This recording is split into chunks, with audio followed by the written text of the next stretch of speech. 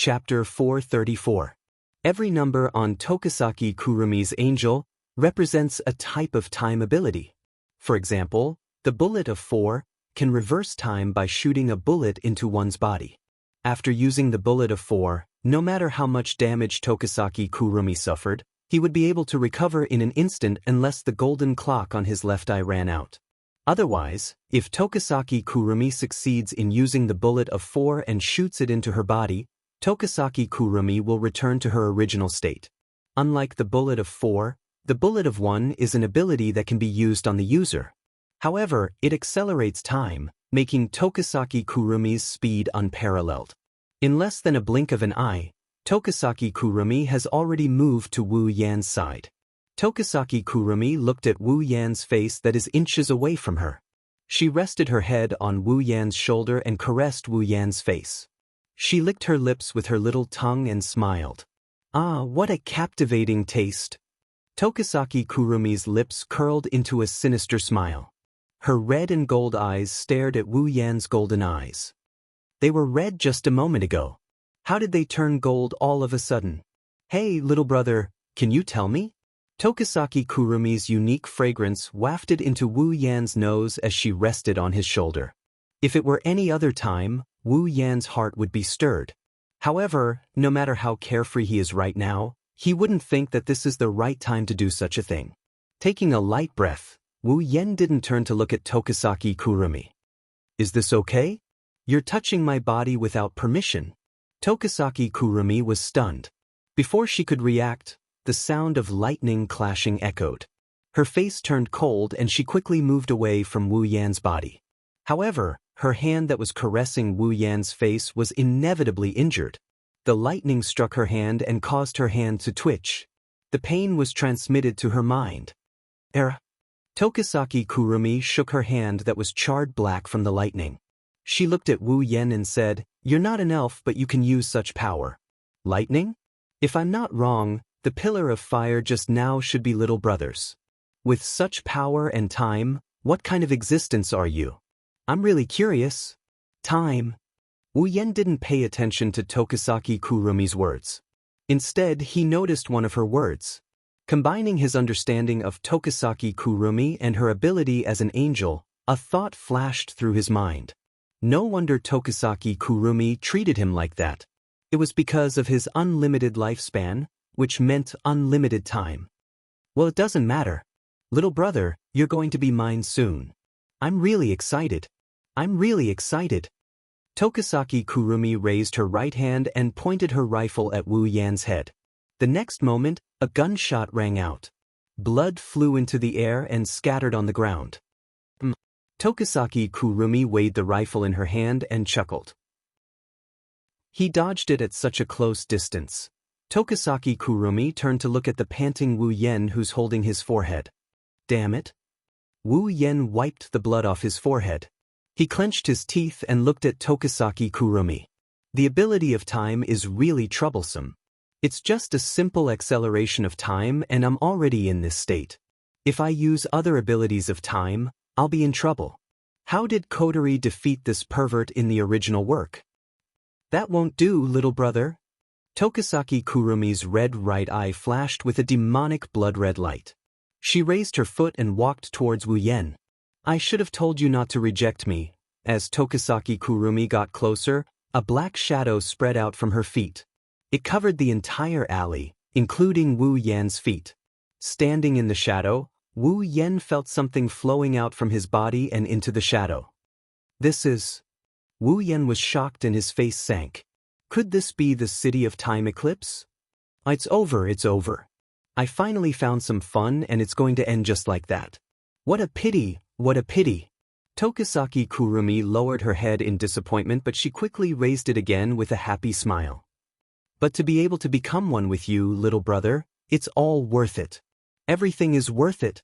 Wu Yan pursed his lips after hearing Tokisaki Kurumi's morbid words. He raised his head and stomped on the ground. At the same time, electricity surged out from Wu Yan's body and shot towards the ground with unimaginable speed. Tokisaki Kurumi's face changed. On the huge clock behind her, a black and red stream of air flowed out and turned into a bullet. It flowed into Tokisaki Kurumi's gun and hit her body. In the next second, Tokisaki Kurumi disappeared on the spot, avoiding the electric current from the ground. However, the moment Tokisaki Kurumi disappeared, the shadow on the ground also disappeared. Wu Yen relaxed. Although his time was unlimited, who knew if Tokisaki Kurumi would pull him into the shadow and devour him? If he was pulled into Tokisaki Kurumi's shadow, Wu Yen didn't think that his true ancestor body would be able to keep him safe. Even if he didn't die, he wouldn't be able to avoid staying in the shadow of the City of Time Eclipse for the rest of his life. Tokisaki Kurumi was annoyed. She came in front of Wu Yen and the clock in her left eye started spinning again. A huge clock appeared behind Tokisaki Kurumi. On the number 8, 2 black and red streams of air flowed out and were shot out by Tokisaki Kurumi.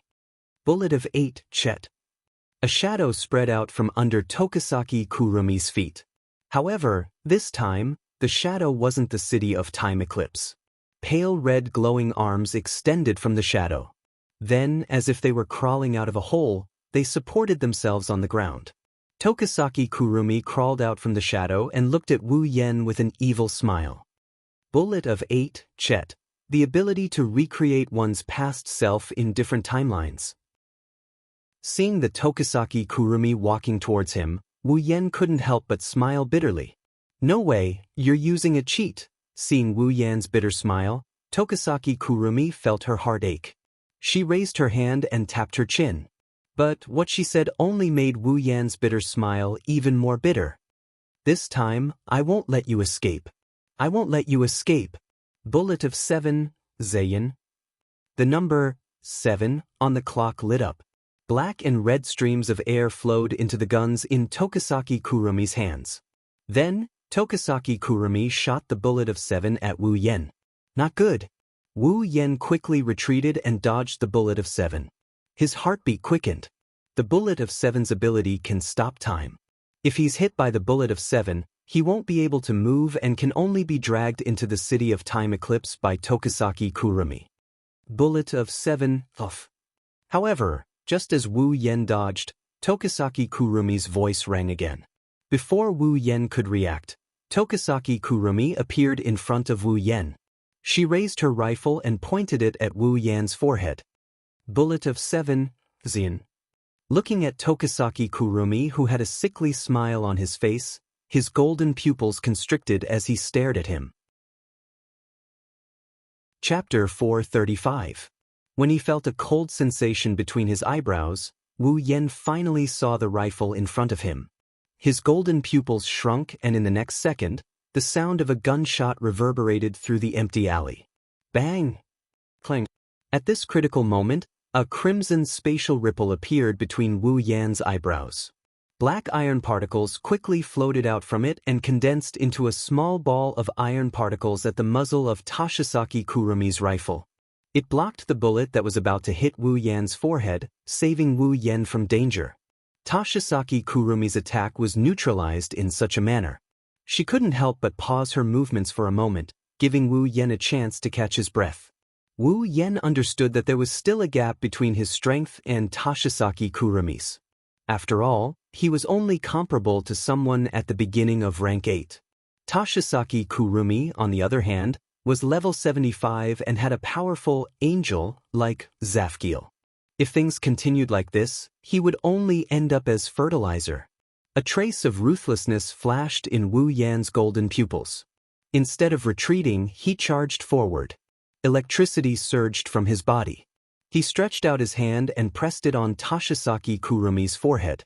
All the electricity in his body was transferred to Tokisaki Kurumi's body in an instant. Tokisaki Kurumi didn't expect that her prey would choose to counterattack instead of running away. When the chaotic electricity hit Tokisaki Kurumi's delicate body, she couldn't help but cry out in pain. After a while, her fair and smooth skin was charred black all over.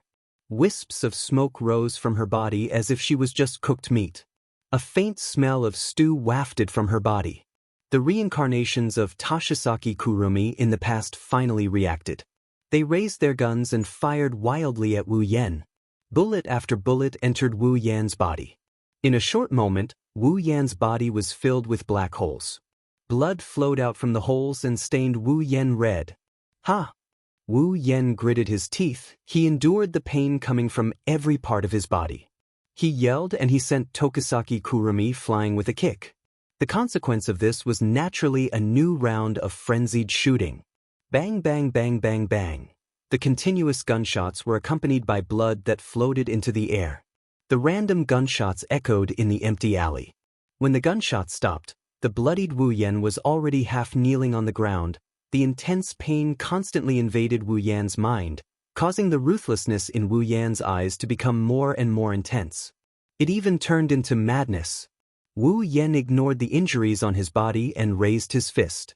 Lightning flashed from Wu Yan's body again. The violent electric current rushed to Wu Yan's fist, causing it to shine.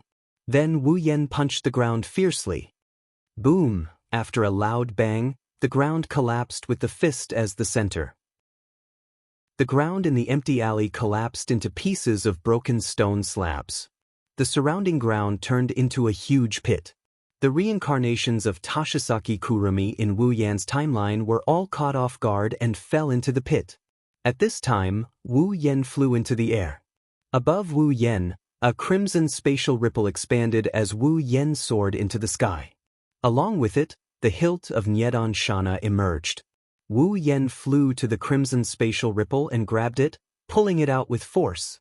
Burn it all up. A low voice came from the figure in the air. At the same time, the flames of the red lotus fell from the sky like lightning and crashed into the deep pit. Boom! In an instant, the red lotus fire burned fiercely in the deep pit, turning everything on the ground into a sea of fire. In the sea of fire, faint groans could be heard and screams could be heard. Faintly in the sea of fire, a thin figure could be seen slowly turning into nothingness. Huff, huff. Looking at the sea of fire below, Wu Yan panted violently. His blood dripped into the sea of fire, causing a sizzling sound. But if one looked closely, one would notice that the holes on Wu Yan's body were slowly recovering until there was no trace of injury left. At this time, a somewhat intermittent voice drifted into Wu Yan's ears. Looks like I've underestimated you, little brother. Hearing this voice, Wu Yan closed his eyes for a moment before turning his head to look. At the source of the voice, Tokisaki Kurumi's charred body crawled up from the ground. Her red right eye stared straight at Wu Yan. She didn't seem to have any reaction to the destruction of her past body. Instead, she seemed excited. Under Tokisaki Kurumi's excited gaze, Wu Yan couldn't help but feel his scalp tingle. He cursed in his heart and his hand that was holding the Nyamano no Shana turned blue. Wu Yan knew Tokisaki Kurumi wouldn't be easy to deal with. But, now that he's facing her, Wu Yan knew that she's not just a tough nut to crack, she's a tough nut to crack. Bullet of 4, Dalit. Tokisaki Kurumi used the bullet of 4 again on his head. The charred body of Tokisaki Kurumi disappeared at a speed visible to the naked eye and returned to its original state. Seeing this, Wu Yan couldn't help but smile bitterly. Who's the one with the immortal body? I'm tired of this game. Tokisaki Kurumi's face showed some impatience. The shadow under her body expanded and pale red glowing arms started waving wildly around her body. Hey, little brother, are you happy to be dragged into the city of time eclipse? Are you happy? Tokisaki Kurumi laughed maniacally. Her sweet voice sounded like it was filled with ice, chilling the hearts of those who heard it. Sighing deeply, Wu Yan could only praise his own luck. He was assassinated when he went out to buy something, killed a rat and then met a sickly girl. He raised the Nyamano no Shana and faced Tokisaki Kurumi. Red lotus flames burned on the blade and lightning flickered on his body. Crimson spatial ripples appeared behind him. At this moment, Wu Yan is going all out. Even if Tokisaki Kurumi is much stronger than him after using the Zafkiel, Wu Yan still wants to let her know that she can't bully others just because she's a cute girl.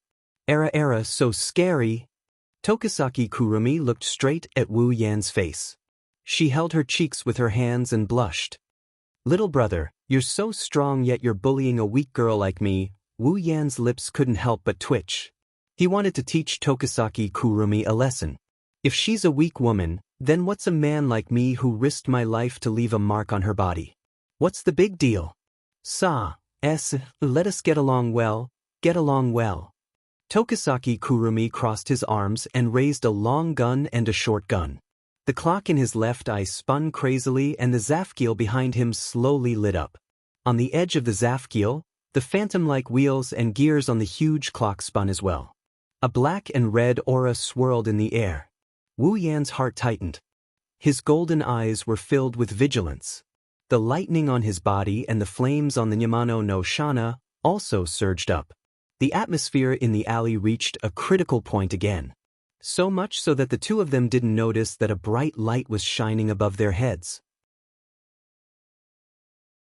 Chapter 436. In the empty alley, the solemn atmosphere seemed to be about to materialize, reverberating in this space. Under this atmosphere, the two people facing each other had different expressions. One face was filled with seriousness and vigilance, while the other was filled with excitement and fanaticism. Just as Wu Yen and Tokisaki Kurumi were about to start their second round of battle, a beam of light suddenly appeared in the sky. It descended towards the empty alley at a speed no slower than either of them. Before the two of them could react, the beam of light had already appeared above the empty alley. When the two of them felt that something was wrong, they quickly raised their heads. Only then did they see the scene above them. They saw an extremely resplendent beam of light descending at lightning speed. In the next moment, the beam of light landed on Wu Yen, who had just raised his head and enveloped him. What's going on? Wu Yen was shocked. He waved his Nyedan Shana in an attempt to cut off the beam of light that enveloped him. However, the Nyedan Shana seemed to have cut through the air and did nothing. Wu Yen furrowed his brows. When he felt that the beam of light had no effect on him, Wu Yen let out a sigh of relief. On the ground, Tokisaki Kurumi looked at the beam of light that enveloped Wu Yen. He seemed to have thought of something and his expression changed. He subconsciously reached out his hand and shouted, "Wait!" However, just as Tokisaki Kurumi's voice rang out, the beam of light suddenly lit up. The resplendent light illuminated the entire dark alley like it was daytime. The dazzling light caused Tokisaki Kurumi to raise his hands to block in front of him. One of his red and one of his gold eyes involuntarily closed. Within the resplendent light, the beam of light shook and retracted at a speed several times faster than when it came. It returned to where it came from and disappeared in the blink of an eye. However, the same thing happened to Wu Yen, who was enveloped by the beam of light. When Tokisaki Kurumi recovered from the dazzling light and opened his eyes, both the beam of light and Wu Yen had disappeared. All that was left was the ruins and the 5 members of the AST sniper team who were knocked down by the shockwave. Tokisaki Kurumi's expression turned gloomy. It was obvious that someone had taken away Wu Yen. Clutching her forehead, Tokisaki Kurumi chuckled softly. Her laughter grew louder and louder until it reverberated throughout the empty alley. Tokisaki Kurumi's red right eye flashed with a demonic blood-red color as he laughed maniacally. No matter where you run to, you'll become mine in the end. You can't escape, you can't escape.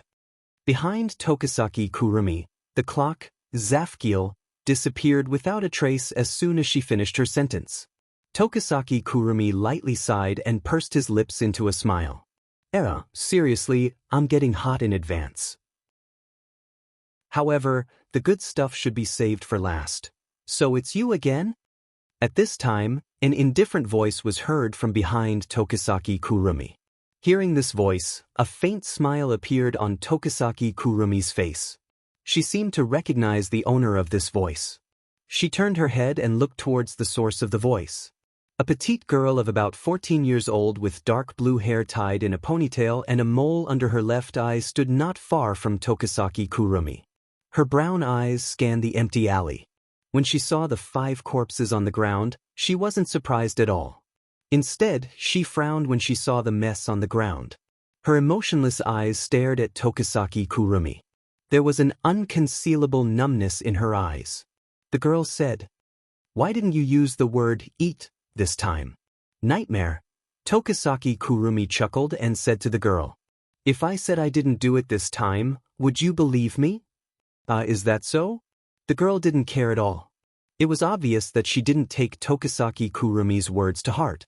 Tokisaki Kurumi didn't care at all and shrugged. The number of people who died in Tokisaki Kurumi's hands is 1,000 times more than the number of people here. If she were to count them one by one, who knows how long it would take even if all of AST's members were to do the math. Adding in 5 more wouldn't matter. Seeing that Tokisaki Kurumi was silent, the girl's gaze sharpened. Then, a light flashed from her body. After the light dimmed, a light armor similar to AST's appeared on her body. But it was of a different color. The girl pulled out a lightsaber from her back and pointed it at Tokisaki Kurumi. "Then please die again," the girl said in a numb tone. It sounded like she's killed Tokisaki Kurumi multiple times already. Tokisaki Kurumi grinned. He didn't retort or resist. He looked at the girl rushing towards him and put down his gun. He looked up at the sky. Next time. Before he could finish his sentence, the light sword in the young girl's hand slashed across Tokisaki Kurumi's throat, cutting off the rest of his words. Fresh blood sprayed into the air. Above Heavenly Palace City, Fraxinus.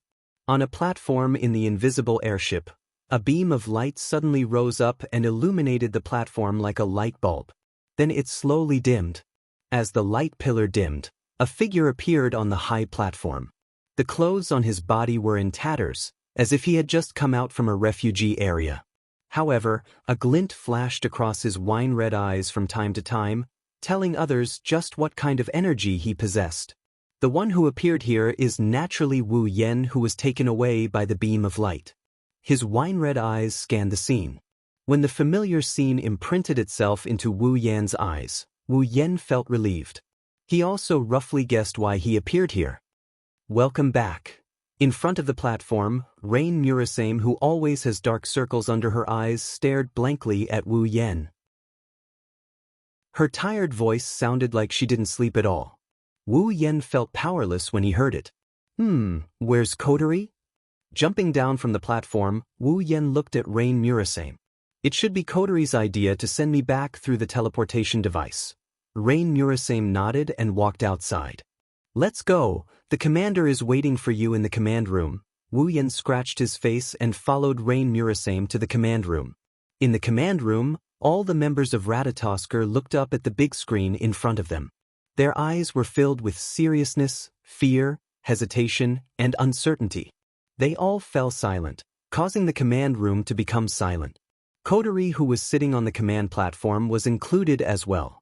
On the big screen in front of them, the battle between Wu Yen and Tokisaki Kurumi is being broadcasted. Looking at the battle on the screen, everyone is impressed by Wu Yan's strength. Even when facing such a powerful elf, he can still hold his ground. Even though he's at a disadvantage, no one will look down on Wu Yen. That's because they all witnessed Tokisaki Kurumi's ability as an angel. However, right now, they were thinking more about the sprite that could identify nightmare. After all, they saw with their own eyes Tokisaki Kurumi's strength, bloodthirst, madness, and wickedness. This was completely different from the elves they knew in the past. From this, they can see why Tokisaki Kurumi is called the evilest elf. It's because Tokisaki Kurumi's existence is constantly disrupting people's understanding of elves. Chapter 437. Kurumi's divine spiritual equipment appeared on her body. A gloomy luster filled the sky above her body, and a greedy aura swept out from Kurumi's body. Everyone's expression turned solemn. Kwang-san opened his arms and made a gesture of hugging. The golden clock in his left eye slowly started to turn. At this moment, everyone felt that Kwang-san was the only one left in this world. Zafkiel, Kwang-san floated half a foot above the ground and floated in the air. His hand reached towards the sky as if he wanted to grab something. He shouted in a loud and clear voice. His voice reverberated throughout the open space and entered everyone's ears. On the ground, Kotori, Toka, and Yoshino's expression changed. As elves, they knew what Kurumi's action meant. If an elf without an angel had a combat power of 1, then an elf with an angel would have a combat power of 100. Of course, the 100 here didn't mean that the combat power increased by 100 times, it meant that the danger level increased by 100 times. Under everyone's attentive gazes, a black lightning bolt descended from the sky and landed on Kwang San's back. When the black lightning disappeared, a huge clock with an illusory wheel appeared behind Kwang San's back. Accompanying it was an ancient handgun and rifle. Hee hee hee hee. Kwang San grinned and let out a burst of laughter that made everyone's hair stand on end. She raised her 2 guns and drew 2 arcs in front of her. Then, like the hour and minute hands of the huge clock behind her, she pointed at the numbers on the huge clock. Aleph, when the handgun pointed at the number 1 on the huge clock, a black and red stream of air immediately floated up and flowed into the handgun in Kwang San's hand. At the same time, the golden clock in Kwang San's left eye sped up. On the opposite side, Yue Chenyu, who was standing at the back, gritted his teeth. Although the sniper rifle in his hand was aimed at Kwang San, he didn't dare to pull the trigger because he knew that if he didn't succeed, with the ability of the other party, he would definitely be killed in an instant. Therefore, this shot was very important. Yue Chenyu knew that in terms of combat power, he might be stronger than ordinary people, but compared to Shina, the gap was not small. After all, Shina not only underwent body modification, but also had the latest equipment. In this battle, Shina was the main force. Therefore, what Yue Chenyu could do was to be like a real sniper, waiting for the rabbit to hit the tree stump. When the rabbit hit the tree stump, he would fire a fatal shot. Yue Chenyu didn't shoot, but that didn't mean that Kurumi's pistols were weak. Bang! The sound of the gunshot echoed. Before anyone could react, Kurumi had already fired the Aleph into his head. With the sound of the gunshot, Kurumi instantly disappeared from Shina and Yue Chenyu's sight. Their pupils shrank at the same time, and their hearts were slightly shocked. In the blink of an eye, Kurumi appeared beside Shina with a smirk on his face. "Be careful!" Toka and Yoshino exclaimed, but it was too late. Kurumi's rifle was already aimed at Shina's body.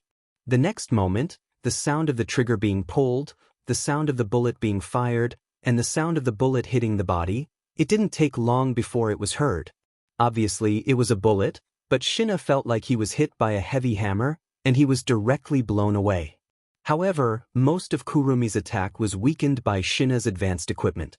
Only a small part of it affected Shina's body, and it didn't cause much damage to Shina. Therefore, with the help of the flamethrower on his equipment, Shina quickly stabilized his body. Just as he was about to rush towards Kurumi, Kurumi disappeared again. This time, she appeared behind Shina and sent him flying with a kick. Bullet of 7. The handgun pointed at the huge clock again, but this time it was 7. The black and red energy flow that represented the bullet of 7, Zain, flowed into the handgun and was shot out by Kurumi. This time, Shina didn't have time to stabilize his body, and he was directly hit by the bullet of 7. When the bullet of 7 hit Shina's body, a transparent circular shield covered his body, and the strange thing is, Shina, who was flying back, stopped in midair. With such a result, Kwang San naturally aimed the guns in her hands at him. "Shina!" On the ground, Toka screamed in horror. Yoshino couldn't bear to watch anymore, and he tightly closed his eyes. Only Kotori calmly looked at the scene in midair. Bang! The sound of the gunshot rang out under everyone's different expressions. However, this gunshot stunned Kwang San because it wasn't hers. The sound of the bullet piercing through the air rang in Kurumi's ears. Her hand that was about to pull the trigger stopped, and she quickly retracted her hand, but she was a bit slow. A bullet hit Kurumi's gun, and the gun that was aimed at Shina's body deviated from its trajectory. At this time, Kurumi pulled the trigger.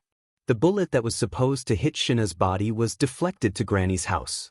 The bullet shot into the sky and disappeared from Kurumi's sight. This wasn't the end of it. What was even more incredible was that the bullet that caused the trajectory to deviate was actually slightly slanted. As a result, the bullet that hit the body of the gun, after completing its mission, it rubbed against the body of the gun and went straight towards Kwang 3's chest. A sharp pain spread from Kurumi's chest to her brain, accompanied by scarlet blood flowing down from her chest. Kurumi's expression was a bit sluggish, as if she couldn't believe it.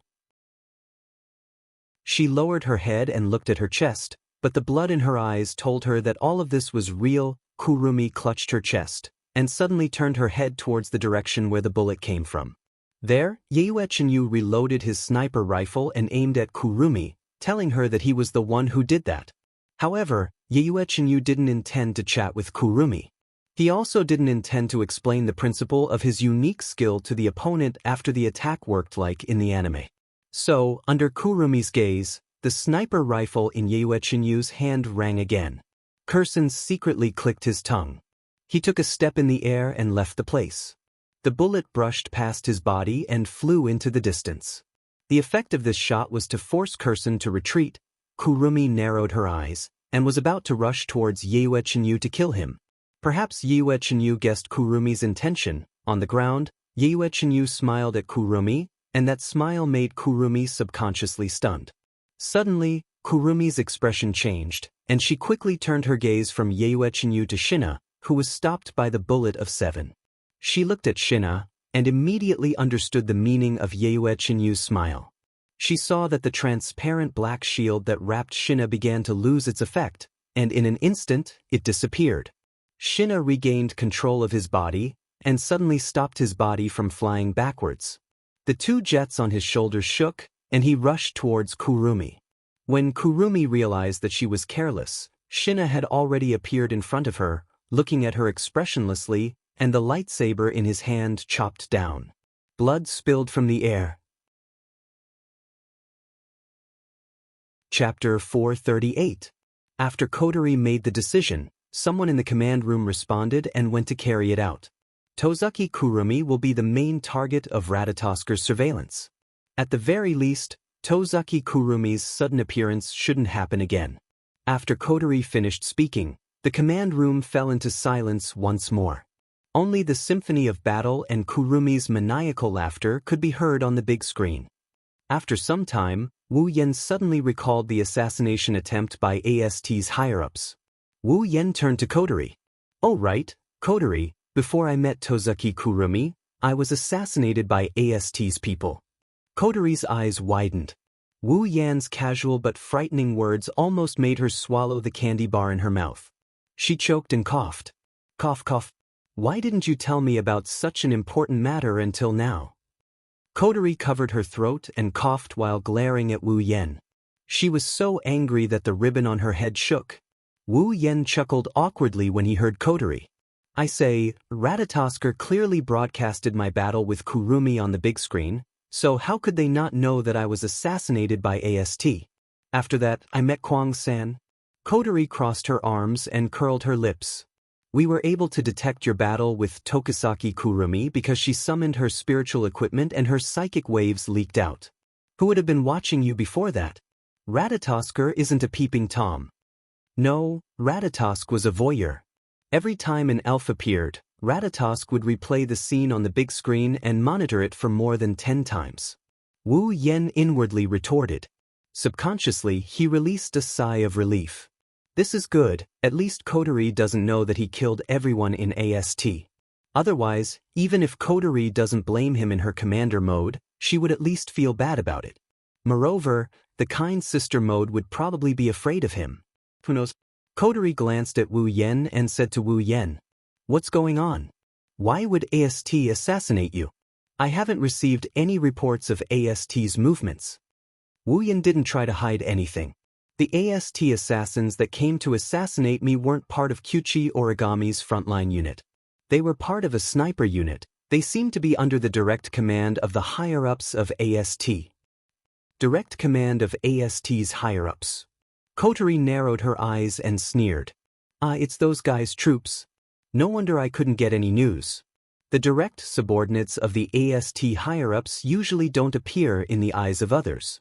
They only hide in the dark and secretly do things that others look down on.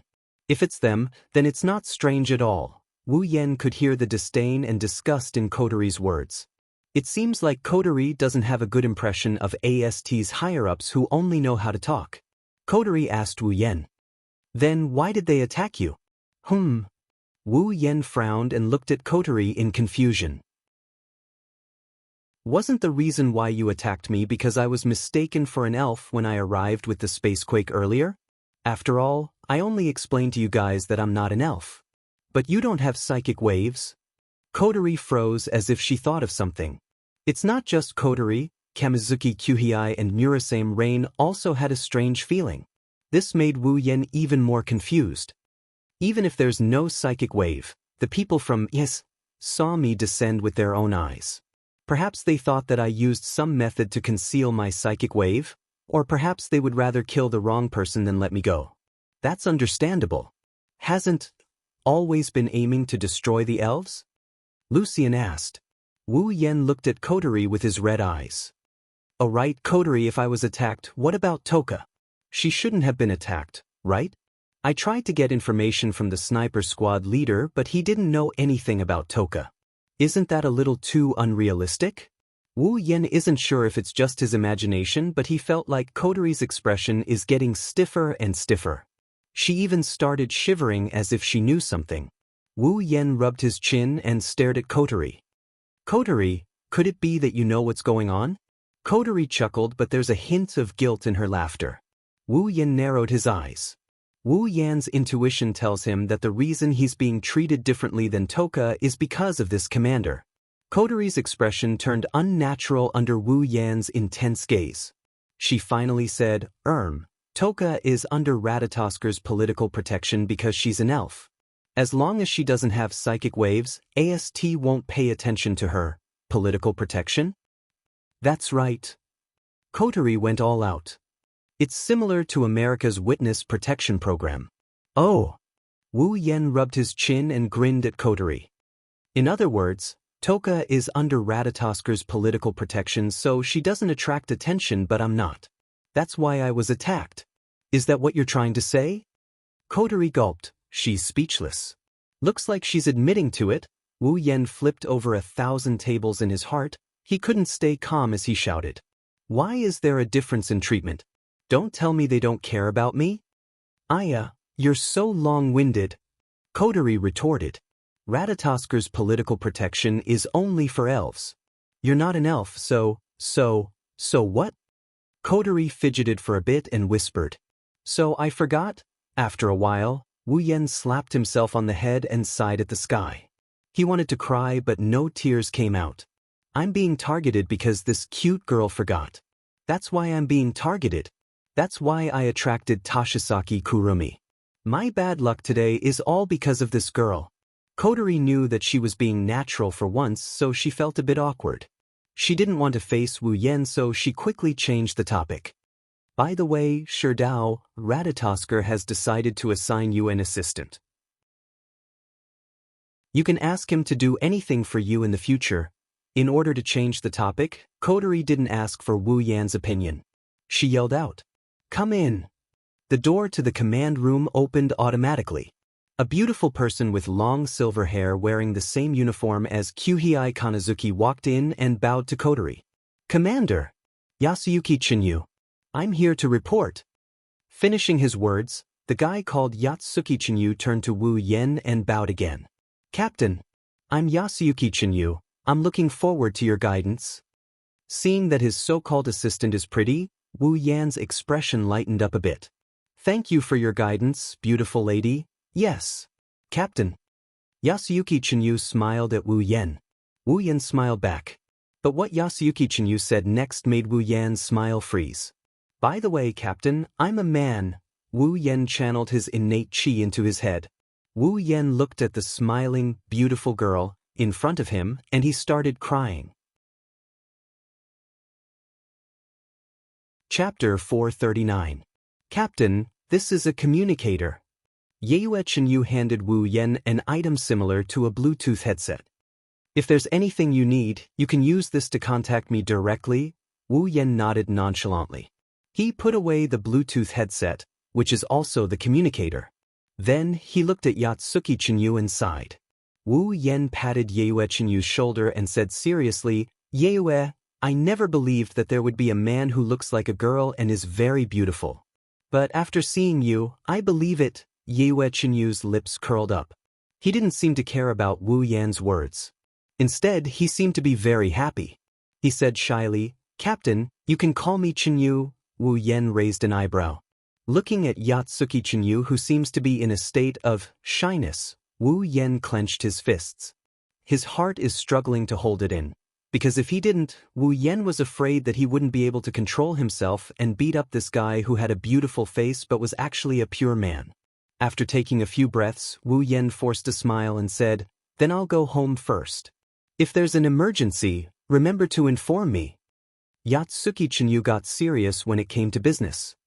He saluted Wu Yen and said in a loud and resonant voice, "Sir, Captain, is there really no problem?" Casting a suspicious glance at Yatsuki Chinyu, Wu Yen could only keep his thoughts to the back of his mind. He waved his hand at his assistant and stepped on the teleportation device in front of him before disappearing. Heavenly Palace City, Wu He's house. Wu Yen took out the ingredients and clothes that he put in the gate of Babylon and pushed open the door of Wu He's house and walked in. Of course, Wu Yen wasn't used to shouting, "I'm back." The people of the Celestial Empire didn't like that. Wu Yen walked into the living room and threw everything on the table. He shrugged and was about to go back to his room when he saw a scene from the corner of his eye. He slowly turned his head and looked at the table not far away. Wu Yen saw a beautiful girl with dark purple hair. Her eyes were rolling and she fell on the table. She kept crying and looked like she couldn't get up. "Qinxiang?" Wu Yan's face changed. "What's wrong with you?" Qinxiang, who was lying on the table, suddenly heard Wu Yan's voice. She trembled and raised her head with difficulty. When she saw that it was Wu Yen, her purple eyes lit up as if she saw her savior. She reached out to Wu Yen. "Shido." Wu Yen couldn't help but frown when he saw Qinxiang's uncomfortable expression. Then he heard her weak voice. Wu Yen looked at her and felt a little worried. "She's not sick, is she?" Wu Yen walked up to Qinxiang and held her hand. He quickly said, "Qinxiang, what's wrong? Are you not feeling well?" Shido. Qinxiang looked up at Wu Yen. Tears fell from her eyes. Wu Yen was shocked. But in the next moment, Qinxiang's words made Wu Yan's face collapse bit by bit. In the end, it turned into the word embarrassed. "Hungry." Qinxiang seemed to have used up her last bit of strength. She closed her eyes and lowered her head. Once again, she prostrated herself on the table. Looking at the burnt toka, Wu Yen wanted to cry but no tears came out. He found out that today is really his day of suffering. Not only did he run into an assassination attempt, he ran into a sickly girl, he ran into a trap, and now he almost got screwed over by this glutton of his. "Where's Shirji?" "Qinxiang, don't you know how to ask Shirji to get you something to eat?" Wu Yen helplessly rubbed Qinxiang's head and sighed. His tone was full of helplessness. Qinxiang didn't look up. Her muffled voice came from the table. "Shirji, she said she ran out of ingredients so she can't cook." Toka struggled to lift her head.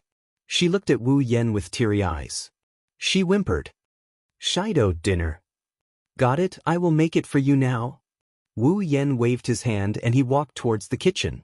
Toka finally smiled when she saw this. She looked at Wu Yen with eyes full of hope and anticipation.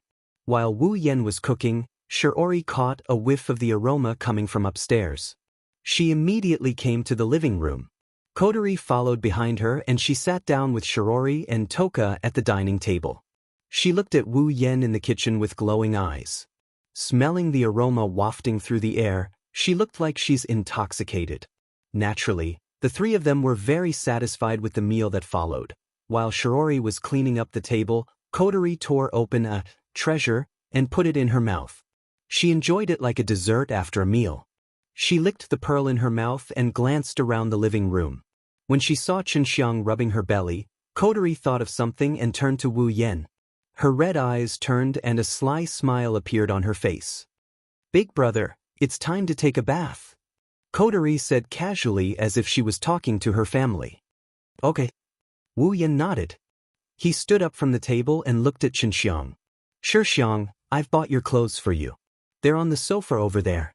Go try them on and see if they fit." But Qinxiang nodded. She spread her arms and pounced on the sofa. Wu Yen chuckled and shook his head. She then walked to the bathroom. When Wu Yen disappeared from the living room, Kotori's nonchalant expression changed. She sneaked a glance at Qinxiang, who was happily fiddling with the clothes. She covered her mouth and giggled. "Damn brother. This time, Kotori will definitely get her revenge." Kotori was still holding a grudge over what happened last time. Kotori quickly swallowed the pearl in her mouth. When she felt it was almost time, she turned to Toka. Chinxiang, big brother should be done. You can go take a bath now. Okay. Chinxiang didn't suspect anything. He didn't expect Wu Yen to take a bath in less than 5 minutes. He picked up a set of clothes and ran to the bathroom. Kotori giggled when she saw Chinxiang go in. She stood up and ran to the bathroom as well. Of course, she wasn't going to join them. She was just there to watch the show. Kotori schemed against Wu Yen again. She wanted to take revenge for what happened last time. It was the same as the last time she schemed against Wu Yen. She wanted to train Wu Yen.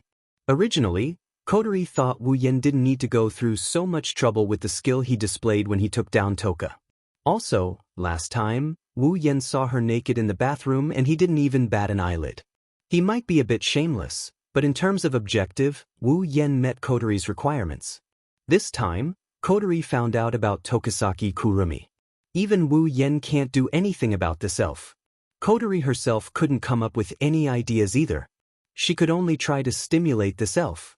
Who knows, maybe she'll come up with a solution in the blink of an eye. It was because of this that Itsuka Shido was able to live a happy and painful life in the original work. Kotori hid behind the stairs and watched Toka walk into the bathroom. Kotori let out a sigh of relief. She peeked her head out and looked at the bathroom, waiting for some noise.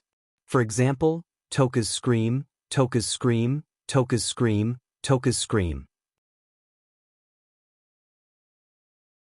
Chapter 440. 10 seconds later. 30 seconds later. 1 minute later. Why is there no movement? 5 minutes later, Kotori finally couldn't hold it in any longer. She covered her head with her hands and shook her head with all her might. Her 2 red ponytails swayed in the air, and her white satin ribbons also swayed. She was unable to accept what was happening. Does Toka not mind Oniai-chan's presence? Did they take a shower together? With that thought in mind, a scene appeared in Kotori's mind. Shido. Toka was wrapped in a towel, her face was flushed. She rubbed her hands together and said shyly, "Let's take a shower together." Toka. Wu Yen looked at Toka in a daze. He got up from the tub and walked up to her. He looked into her purple eyes. Shido. Toka. Wu Yen and Toka's eyes lit up as they murmured her name. Their mesmerized faces slowly inched closer to each other. Steam rose from Kotori's head, and her cute little face turned crimson. Kotori whimpered and cupped her face with her hands. She shook her head violently again. No. Toka and Oniai-chan wouldn't do something like that.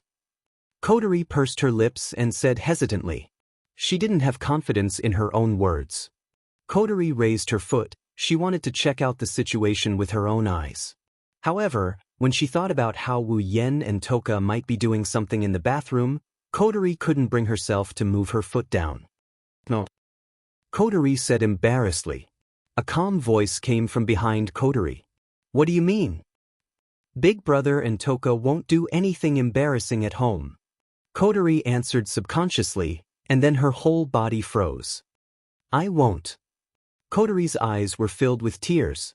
She tried to comfort herself, but this time, she wasn't talking about the bathroom. Instead, she was talking about the voice behind her. Kotori gulped. Her neck cracked as though it had rusted. She turned around slowly, and when she saw the figure looking at her with a spurious smile, all the joy in her heart flew away. Kotori crooked her head and forced a smile. Oh. Oniai-chan. Oh ho ho, good morning. Wu Yen raised an eyebrow. He turned his head to the side and looked at the night sky outside the window. The moon can be seen clearly in the night sky. Then, he nodded with a brilliant smile on his face. Ah, good morning to you too. Kotori shuddered when she saw Wu Yan's brilliant smile. She looked like she's about to cry, but no tears came out. Why? Why am I here and not in the bathroom? Wu Yen narrowed his eyes and he pressed down on Kotori's head. He chuckled. Haven't you heard that the same move is useless against a Saint Seiya? No, I mean against me, your brother? Plus. Wu Yen rubbed his chin and he chuckled as he reminisced. What's more, you failed the first time you used the same move. Kotori shuddered when she saw the smile on Wu Yan's face. She didn't forget the price she had to pay when she fell at the hands of her older brother. Kotori whimpered and said meekly, "Be big brother, I know I was wrong." Wu Yan's face turned cold when he heard that. "You know you were wrong? I remember that you said the same thing the last time. Do you think I'll believe you?" Gulp. Kotori gulped and forced a smile. "Brother, you'll forgive Kotori, right? Kotori is your cute little sister." "Yeah, my cute little sister." Wu Yan caressed Kotori's red hair. His lips curled into a grin that sent chills down Kotori's spine. "So, my cute little sister, how do you want me to punish you in order to forgive you?" "Punish. Punishment, punishment, punishment, punishment." Kotori's face paled. Was this so-called punishment referring to the one from last time? A blush crept up Kotori's neck and covered her entire face. Kotori's face turned red when she saw the smile on Wu Yan's face. She screamed and she turned around to run. However, with her power sealed, Kotori is just a normal human. Wu Yan, who is on the verge of reaching Tier 8, is no different from trash in terms of speed. Kotori only managed to run 2 steps before a hand grabbed her collar and pulled her back. When Kotori realized she was back to her original position, a smirk on his face enlarged in her eyes. In the next instant, the mischievous smile on his face and the panicked face on his face directly overlapped with each other at almost 0 distance. Kotori's red eyes widened. She couldn't believe her eyes. Her first kiss was taken away by her cheap older brother just like that. His arms encircled Kotori's waist and he squeezed her soft and petite body into his embrace. Wu Yan straightened his head and he bent Kotori's body a bit. Then he used his tongue to force open her teeth and he stuck his tongue into her mouth. Kotori's mouth rapidly widened. When Kotori recovered from her daze, her small tongue had already been entangled by a large tongue. Moreover, the large tongue even coiled around her small tongue domineeringly and began to stir irregularly. Ugh, ugh. Kotori whimpered. Her small hands couldn't help but touch Wu Yan's chest. She wanted to push but she couldn't muster up any strength. She wanted to hit him but she couldn't raise her fist. In the end, Kotori could only watch as the man enjoyed her lips. Her consciousness started to blur. At the top of the stairs, 2 figures were tightly in contact with each other. Their heads were constantly moving left and right. From their overlapping lips, "Tisti" sounds could be heard endlessly, adding a bit of warmth to this cold staircase. Their tongues intertwined and the pleasure was transmitted into their minds. The man was intoxicated and the woman was absent-minded. The man was even more intoxicated and the woman was becoming more and more absent-minded. This scene was repeated repeatedly. After a long time, the 2 lips finally parted. Their expressions once again entered the eyes of the 2 people. However, one of them was normal and seemed to have mastered the Tao. As for the other, her face was flushed red.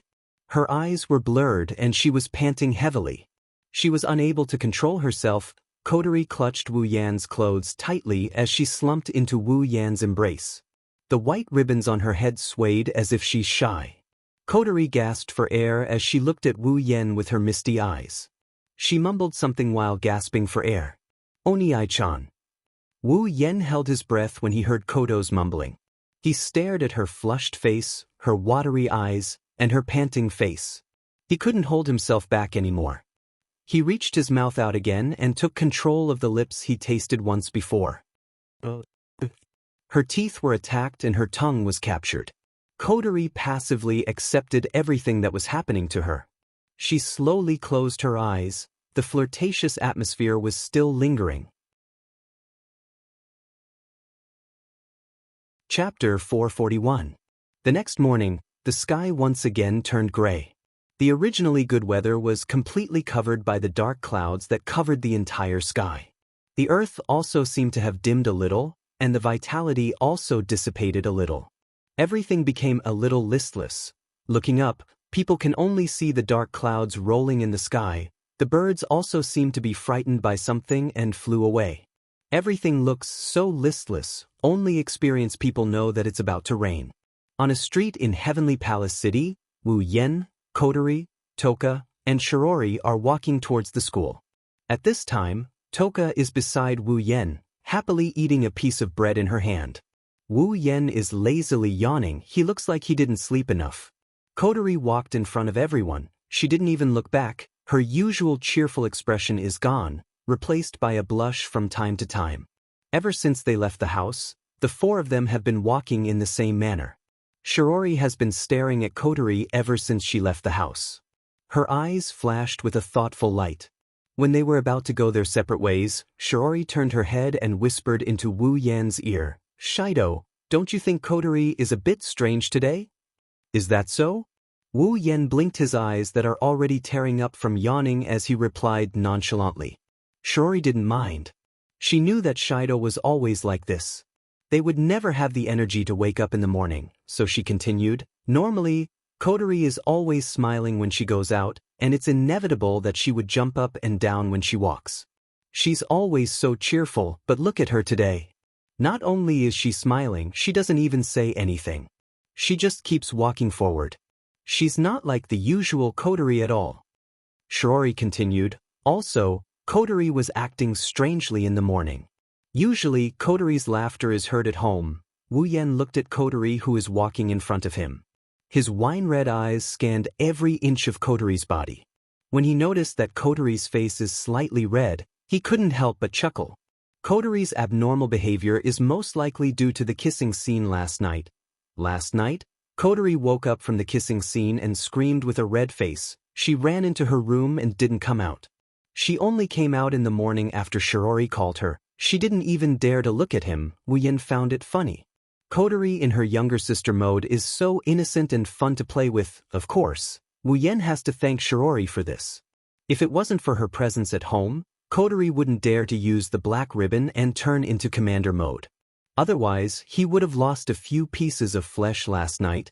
Silently thanking Shirori, Wu Yan laughed. "Well, girls, there's always a day or two when they're not normal." Shirori almost fell to the ground. She gritted her teeth and looked at Wu Yan, obviously blaming him for being indecent. Wu Yan scratched his head and laughed apologetically. Shirori snorted. She looked at Kotori and said thoughtfully, "Kotori couldn't have been taken advantage of by a boy in school, right?" Wu Yan was shocked. He quickly turned his head and pretended not to know anything. However, his admiration for Shirori has increased by several levels. Although it wasn't at school, Kotori was indeed taken advantage of by a boy. It said that a girl's sixth sense is very accurate. He didn't expect a feminine main character to have such a special ability as well. It's really admirable. In Class 4, Grade 2 of Duli Lichon High School, a morning class passed quietly in such a gray weather. At this time, it was already raining outside the window. Shido. Toka had a lunchbox in her hand. She moved her table to Wu Yan's side and joined them together. "Let's have lunch together." Wu Yan nodded with a smile and turned to Shirori. "Shuri, come here and eat with us." "Oh, okay." Shirori paused for a moment before replying. She moved her desk over as well, intending to merge it with Wu Yan's desk. However, before she could merge her desk, another desk suddenly swept out from behind and inserted itself in front of Shirori. Before Shiori's desk could merge with Wu Yan's desk, it stopped right beside Wu Yan's desk. Wu Yan, Toka, and Shirori were stunned. They reflexively looked behind the table. In the next second, Toka's expressionless face entered their line of sight. "Yorushi-san." Shirori looked at Yorushi-san in surprise. She didn't know what to do. Toka was also shocked. She frowned and said, "What are you doing?" "I want to join you." Tabichi Origami used a flat tone, but it's not hard to hear the tone of her voice. Her blue eyes stared at Wu Yan, causing goosebumps to rise all over Wu Yan's body. 10 Fragrance could not help but pout in dissatisfaction. She did not have a good impression of Yuichi Origami, who would chase after her every time she descended. She said rudely, "Don't get in my way." Kite Origami immediately said, "That's what I want to say." Toka and Toka's eyes shot out electricity. Wu Yan, who was sandwiched in the middle, was trembling. Shirori quickly said, "Everyone, let's eat together, okay?" Tabichi Origami was the first to answer. Tabichi Origami was the first to sit down. Tabichi Origami had nothing to say and sat down with Shirori. As a result, a very strange scene appeared. Shirori sat up straight like a high school student. She picked up her lunchbox nervously. Toka stared at Tabichi Origami with unconcealed hostility. Tabichi Origami stared at Wu Yen with an emotionless expression. Wu Yen started sweating profusely. With trembling hands, he opened his lunchbox, but no matter how hard he tried, he couldn't move his chopsticks. Tabichi Origami's calm gaze is too oppressive. Wu Yen is under a mountain of pressure. What's worse is that Tabichi Origami's eyes are filled with undisguised hostility. However, the hostility in Tobarama's eyes was different from that of looking at an enemy. The hostility in Tobarama's eyes was more like looking at a love rival. He nervously picked up a piece of meat and put it into his mouth. Wu Yen couldn't stand Toichi Origami's gaze, so he put the lunchbox to his mouth and buried his head in it. He started eating without caring about anything else. Toka was finally satisfied. She turned around and opened her lunchbox. She looked at Shiori, who was busy eating. She picked up a piece of food and brought it to Shiori's mouth as she spoke calmly. "Please eat." The air suddenly froze. Shiori stared blankly at the expressionless Tokichi Origami in front of her. She then stared blankly at the chopsticks in front of her. She couldn't help but swallow her saliva. She forced a smile and said, Tokichi, just call me Origami." Shiori looked at Toka awkwardly and said, Origami, I have my own lunchbox, please eat." As if she didn't hear Shiori's words, Tabichi Origami continued in a declarative tone. She stared at Shiori with an oppressive gaze. This time, Shiori finally got a taste of what Wu Yen felt just now. Shiori hesitated for a while and then ate the dish that Tobi Origami fed her. She chewed it with a strange expression. Tobi Origami then sent another dish to her mouth. Chapter 442. Looking at Shiori sullenly accepting Tabichi Origami's feeding, Wu Yen didn't feel happy at all. Instead, he felt a deep sense of sympathy for Shiori. Although Tashichi Origami was also a cute girl, the pressure of having no subordinates was already very high. When he was facing it, he almost broke out in a sweat, let alone Shiori. The scene in front of him and the way Tokichi Origami looked at Wu Yen as if she was looking at a rival made Wu Yen very certain. Tokichi Origami really became a lesbian. Wu Yen's thirst for gossip is burning. He's curious about what happened between Tabichi Origami and the main character of this world for her to be so stubborn. In the original work, she was constantly thinking about pushing down Itsuka Shido. In this world, the main character became a Yuri girl due to the feminization of the main character. These two must have a dark history. With that thought in mind, he stopped paying attention to the two lovey-dovey girls. Ignoring Shiori's pleading gaze, he calmed down a bit. "Shido, that guy is really strange," Tokichi Origami said to Shido while eating her lunch. Even Shiori became a bit strange. Let's not worry about it. Shiori isn't in any danger anyway," Wien said. Inside, he's grumbling. For Shiori, this is probably the biggest crisis she's going to face. Her sexual orientation was changed at this moment. The warning signs of a spacequake have been detected in this area. Please go to a nearby shelter as soon as possible. This is not a training, this is a real warning. Please go to a nearby shelter as soon as possible.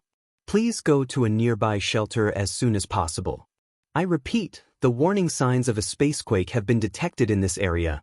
The shrill warning sound from outside the window made everyone in the classroom, except for Tokichi Origami, stop what they were doing and look outside the window. That included Wu Yen and Tokichi Origami. Spacequake warning. Shiori was shocked and stood up from her seat. Keeping the chopsticks in her hand, Tabichi Origami walked out of the classroom without saying a word. She didn't even say a word to the others and disappeared from the classroom door. This made Shiori unhappy. What? Student Uni, no matter when, why is her behavior always so strange? Last time, she didn't pay attention to anyone, and this time, it's the same. To think that I thought that she really wanted to be with us. No, not with... It's with the... Ah, that's right. Wu Yen stood up from his seat and looked at Tokichi, who was still calmly eating. He helplessly pulled her up. Shirori, take Tokichi Origami to a shelter. Shelter? Tokichi Origami's head tilted in confusion. She didn't seem to understand why. Shirori heard Wu Yan's words. Shido, what about you? I have something important to do. Wu Yen patted Shiori's shoulder and said to Tokichi Origami, Tokichi Origami, be a good girl and don't run around. You have to go with Shiori, okay? Hey. Tokichi Origami said unwillingly. I want to go with you, Shido. Wu Yen bitterly smiled. It's not that he didn't want to take Tokichi Origami with him. After all, Tokichi Origami was not the original Tokichi Origami who was unstable after her power was sealed. In this world, Tokichi Origami was wearing the sealing ring. As long as Wu Yen wanted to, Tokichi Origami could release 100% of her power at any time. If he didn't want to, he could also seal her power back in an instant. Compared to the unreliable original where he had to worry about losing control of his power, Tokichi Origami's seal was different. In this world, bringing Tokichi Origami with him is equivalent to bringing a powerful ally. However, in the original work, Tokichi Origami had seen the protagonist interact with the descending elf and developed a great deal of jealousy.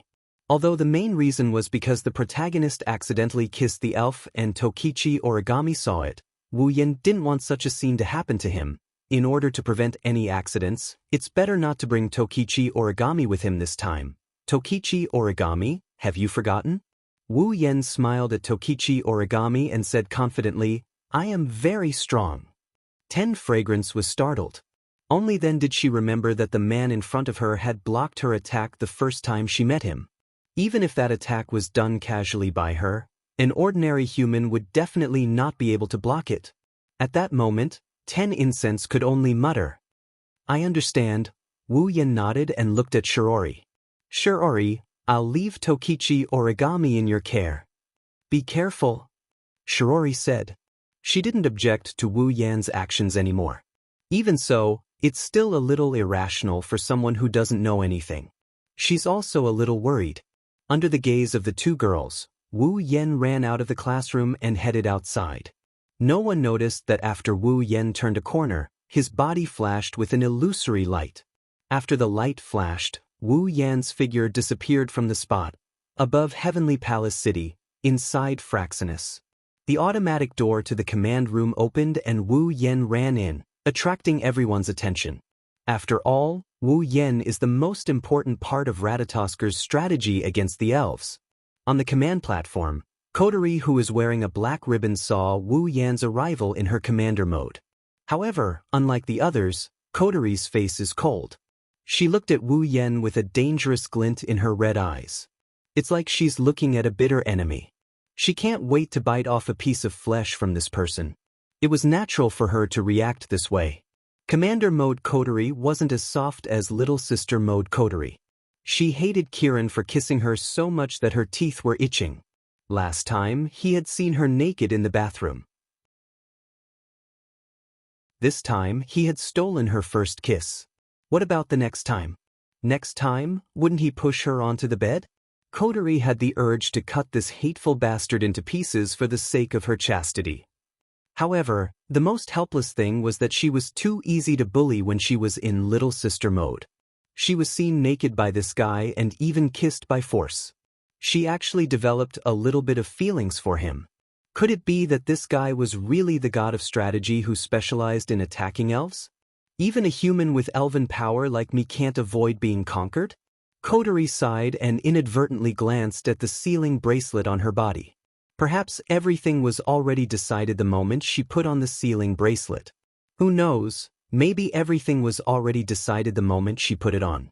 Wu Yen didn't know about Kotori's complicated thoughts.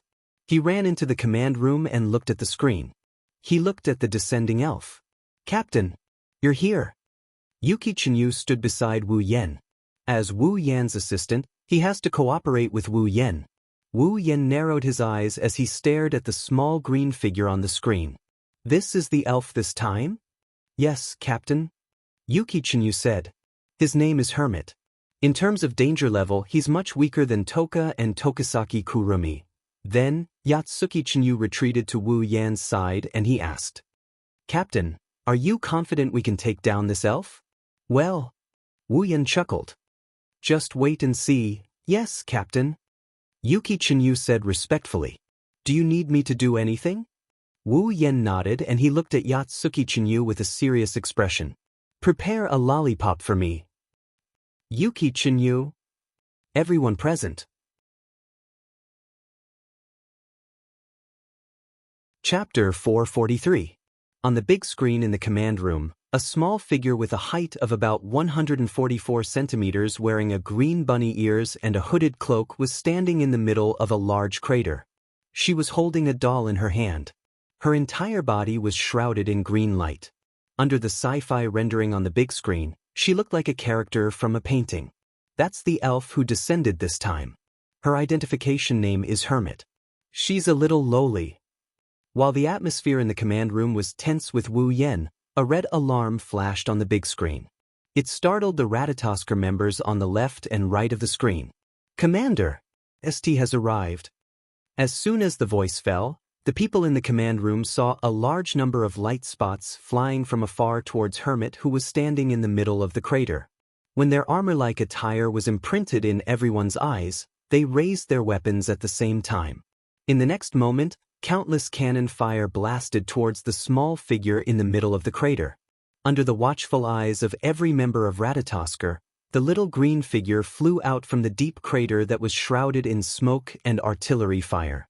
It dashed out of the encirclement of AST, but what greeted it was an even fiercer barrage of artillery fire. For a moment, the entire sky was filled with the sound of cannon fire. The Hermit was flying rapidly under the cover of the cannon fire. The sound of the Hermit flying through the air to avoid the attacks also soared into the sky. Under the gray clouds, the light of the fire kept flashing. Looking at the small figure who was constantly struggling under the cannon fire without any resistance, Wu Yan's heart was filled with anger. An inexplicable murderous glint flashed across his wine-red eyes. The temperature of the scene suddenly dropped to freezing point. Everyone in the command room felt a chill run down their spines. At this moment, Wu Yan's favorable impression of AST dropped by dozens of points.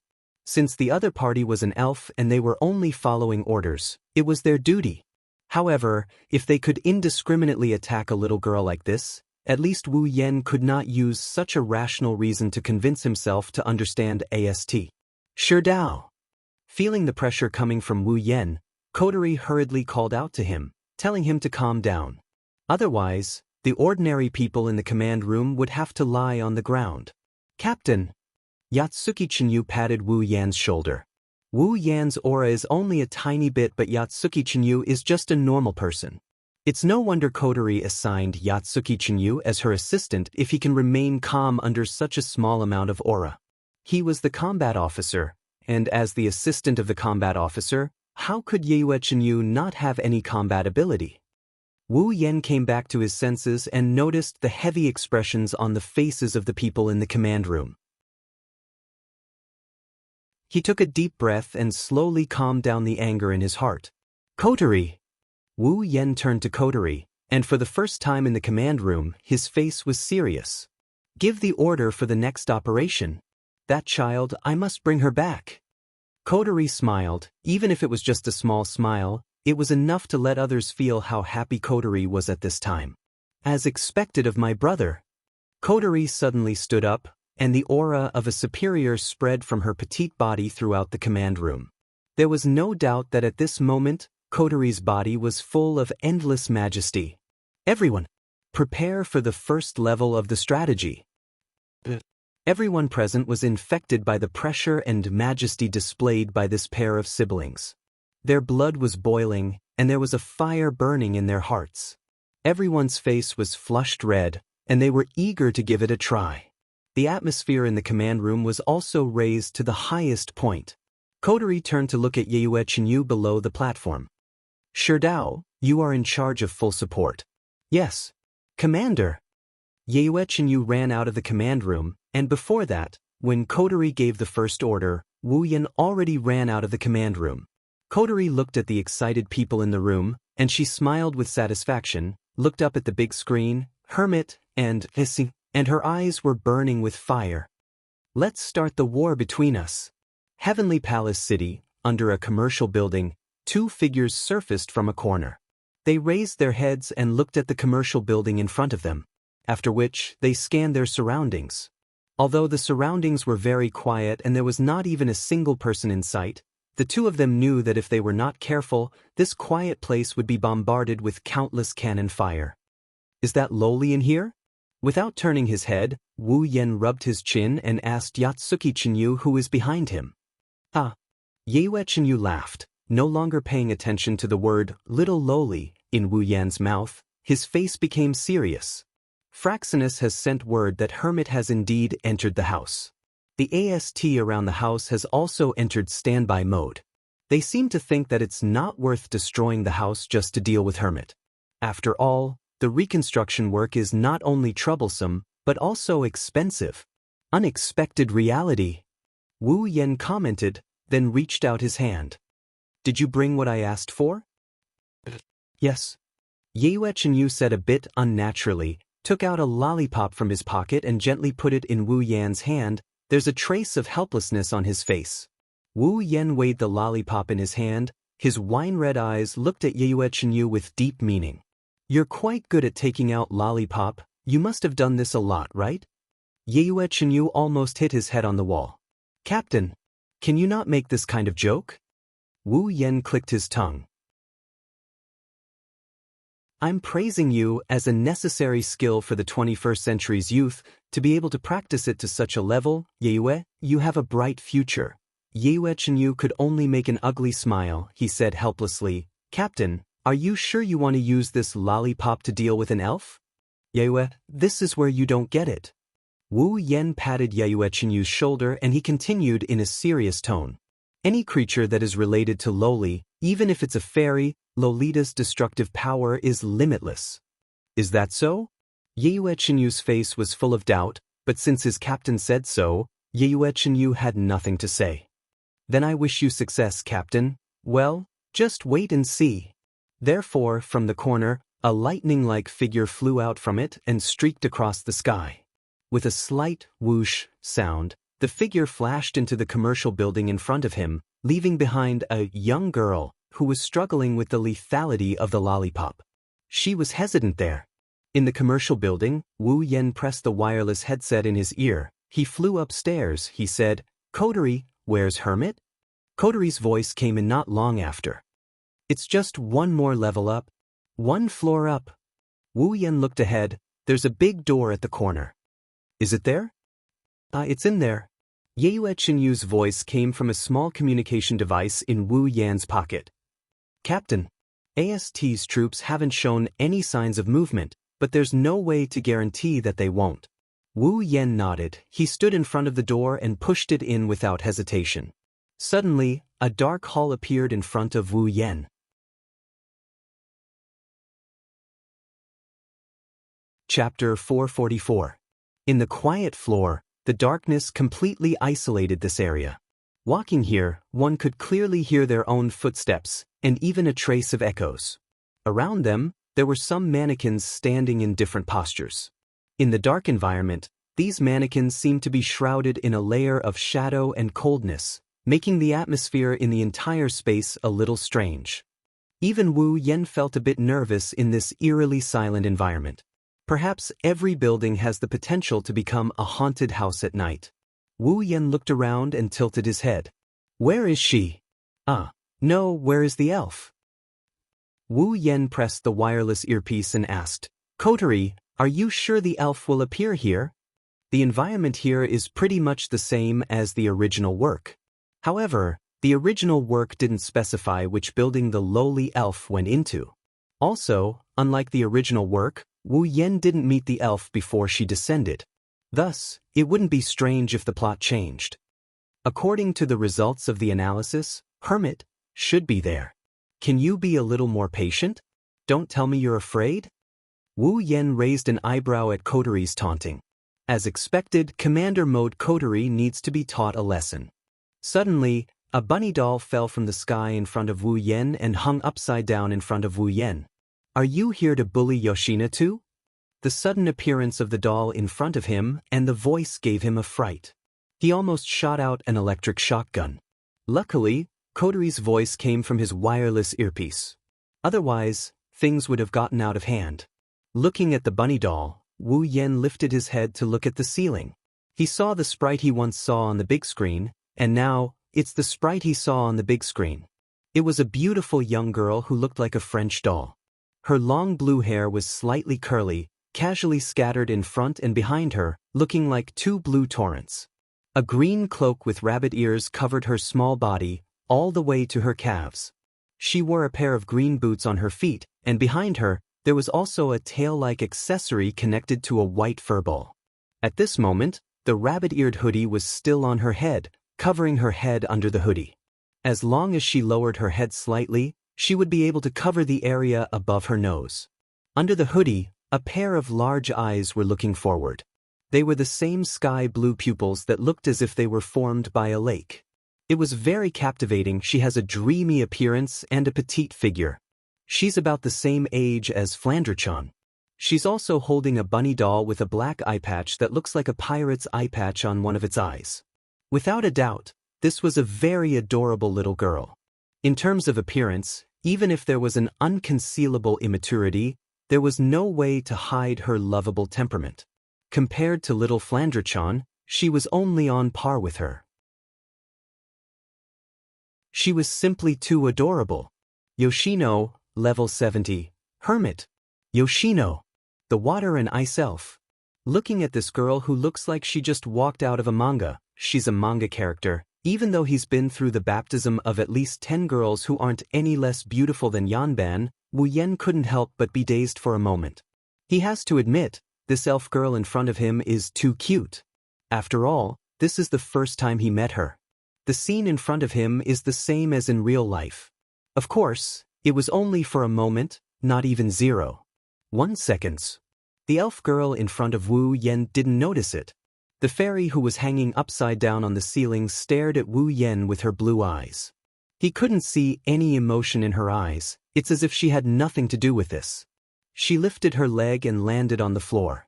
She looked at Wu Yen while raising the rabbit plushie in her hand.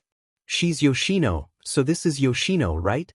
Wu Yen narrowed his eyes as he looked at the single-eyed bunny doll in Yoshino's hand. Don't think that this is just an ordinary bunny doll. This doll called Yoshino isn't an inanimate object. It's another personality created by Yoshino's spiritual power. In other words, there was an independent personality in this small doll. As long as Yoshino's spiritual power connected it to his hand, this independent personality would appear. This personality would replace Yoshino's introverted self to communicate with the surrounding things. Therefore, if one wanted to conquer Yoshino, then this puppet with an independent personality, Yoshino could not be ignored. Because if you want to come in contact with Yoshino, you have to go through Yoshino first. Oh yeah. Yoshino's mouth doesn't show any signs of moving, but a sharp voice came out from it. Coupled with Yoshino's exaggerated dance, it looks like she's talking. Why aren't you wearing any of those disgusting armors? Aren't you here to bully Yoshino? Before Wu Yen can say anything, Kotori's voice came out of the wireless earpiece. Sherdao, wait for a moment. Let us help you analyze how to carry out the conversation to achieve the best effect. Wu Yen couldn't stay calm after hearing Kotori's words. Let those old men who are lazy and can only go to nightclubs, and those women who specialize in beating up villains and are under observation help me conquer Yoshino? Why don't you just ask me to throw this little lowly out of the window and reduce her favorability to 0? Kotori, no. Before Wu Yen can finish, a voice came from the other side of the earpiece. Sprite data loaded into inventory.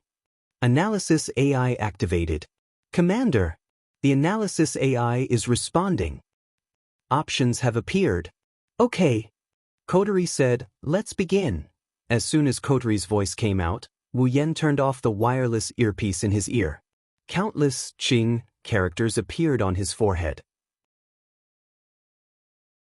You can see how Wu Yen is feeling right now. Wu Yen turned to look at Xiao Xiao Karen and the bunny doll standing in front of him. He sighed and took a few steps forward. Can I talk to her for a bit? Wu Yen pointed at Yoshino while looking at Yoshino's plushie. Yoshino and Yoshino were startled at the same time. They were unable to react to what was going on. Could it be that the person in front of them knew about the matter between the two of us? Aha, Yoshino doesn't understand. What are you talking about? Yoshino said while dancing as if she's trying to hide something. It's like she really doesn't understand Wu Yan's words. However, there's a hint of unnaturalness in her tone. Wu Yan stared at Yoshino with his wine-red eyes and said with a smile, "Do you want this little sprite to hide behind your back for the rest of your life?" Wu Yan's words stunned Yoshino. She froze on the spot, unable to do anything. From the outside, she looks like a normal doll that can't move. Wu Yan continued in a gentle tone. You've been the one who's been communicating with the outside world on her behalf, right? As a friend who has been by her side day and night, you should know how important your existence is in her heart. Because without you, she can't do anything. At least, that's what she thinks. Don't you want her to change? Don't you want her to be able to communicate with someone else?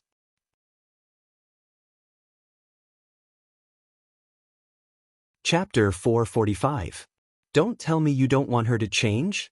Don't you want her to communicate with others? Hearing Wu Yan's words, Sharona was silent. How could Shino not understand the situation of the two of them? Sharona is a docile and timid person. She almost doesn't dare to talk to people directly. She's very afraid of humans. She's so afraid that just a little contact will make her shrink her body like a snail. Because of this, Sharona was born. Due to Yoshino's extremely introverted character, he would usually communicate with others through Yoshino. When it came to external matters, Yoshino would also be the one to deal with it. However, due to Yoshino being the one to deal with external matters, Yoshino himself did not have the slightest bit of contact with others. This caused Yoshino's mind, which was originally afraid of strangers, to directly enter a closed state. Just like what Wu Yan said, Sharona knows what kind of position she has in Shiona's heart. It can be said that Sharona herself is Shiona's goal. Because Sharona is weak and timid, Sharona, who has a strong personality and is cheerful and talkative, is equivalent to spiritual support in Shiona's heart. Once she loses Shiona's support, Sharona will easily panic as if she has lost everything. Even her mental state will be a bit off. At this time, as long as there's a little stimulation, Sharona will lose her mind and reflexively attack. However, Sharona is a docile person. In her heart, she actually hopes that she won't hurt anyone because Sharona is a person who hates pain and fear very much. So, Sharona doesn't want to bring pain and fear to others. Sharona can't leave Shiona's side because she will be afraid. Once she's afraid, her spirit energy will go out of control and hurt others. Sharona was born by relying on Sharona. Once she leaves Shiona's hand, without the support of Shiona's spirit energy, she will fall into a state of slumber and can't appear. The two of them rely on each other and support each other. Actually, Shitonai knew that the reason why Shitonai treated her as his spiritual support was because of her personality. Shitonai deeply longed for her personality. In Shitonai's heart, she hoped that she could be as strong as Shitonai and not be so cowardly, but the problem is, Sharona doesn't dare to communicate with others. How can she become strong? That's why when Wu Yan said, "Don't you want her to change? Don't you want her to be able to communicate with someone else?" Shino fell silent. How could it not want to toughen up the four genii? This is Shiona's wish. Of course, after thinking so much, it was only a moment of silence outside. Sharona has already raised her head and said to Wu Yan, Why do you know so many things about Sharona?" Hearing Shiona's words, Wu Yan smiled and said, "Don't worry about that. I just want to ask you, do you want this little elf to change? I don't need you to care about Shiona's matters." Sharona said in an unfriendly tone, "You humans bully Sharona every time, and almost hurt Sharona every time. Why should Sharona believe you humans?" Hearing this, Wu Yan sighed. "Indeed, I don't have anything worthy of your trust, but I trust you." "Trust us?" Sharona is stunned. Wu Yan nodded firmly. I believe that an elf like Sharona is definitely not a bad guy. So, I want to help you." As soon as he finished speaking, the entire place fell into silence. Although there is no way to see any changes on Shiona's body except for her tone, Wu Yen can feel that Sharona is carefully observing him, sizing him up. Not long after, Sharona said, "Why do you trust Sharona?" Wu Yen chuckled, raised his head and looked at the ceiling. "Because in my home there is such a kind, pure and adorable elf." "There is an elf in your home?" This time, Sharona is surprised. "Impossible. Aren't humans very hostile to elves?" "So they have been attacking elves, and elves are also very hostile to humans because humans are constantly attacking elves. How can humans and elves live together?" Indeed, in the beginning, she was very hostile to humans. Wu Yen bitterly smiled and shook his head, but then he smiled and said, "But when she recognized the gentleness of this world, she became my family." "The gentleness of this world?" "Yes." Wu Yen nodded and said, "Among elves, there is Sharona, and Sharona who are gentle and kind. Among humans, there are also people who are not hostile to elves, but you haven't met such people before, so you are afraid and hostile to humans. Now I am here. As long as you trust me, then in this world, no one will bring you pain and fear." Looking at the smiling Wu Yen in front of her, Sharona lowered her head and became silent again. Following Shino's silence, this space once again became silent. In this dark environment, only the faint sound of breathing could be heard clearly. It wasn't until a long time later that Sharona said, "Sharona, in fact, also hopes that she can be strong, and Sharona also hopes that Sharona can be strong." After that, Sharona raised her head and looked at Wu Yen. Can you help Sharona?" Wu Yen smiled. "Of course." After pondering for a moment, Sharona said, "But what should I do to make Sharona change?" "That's why I want to talk to her." Wu Yen shifted his gaze from Yoshino to the quiet Yoshino. He didn't know if she didn't hear anything or if she couldn't understand their conversation. He continued, "I want her to know that interacting with others is a very joyful thing." "Happy?" Sharona muttered softly, and then looked at Wu Yen. What should I do?"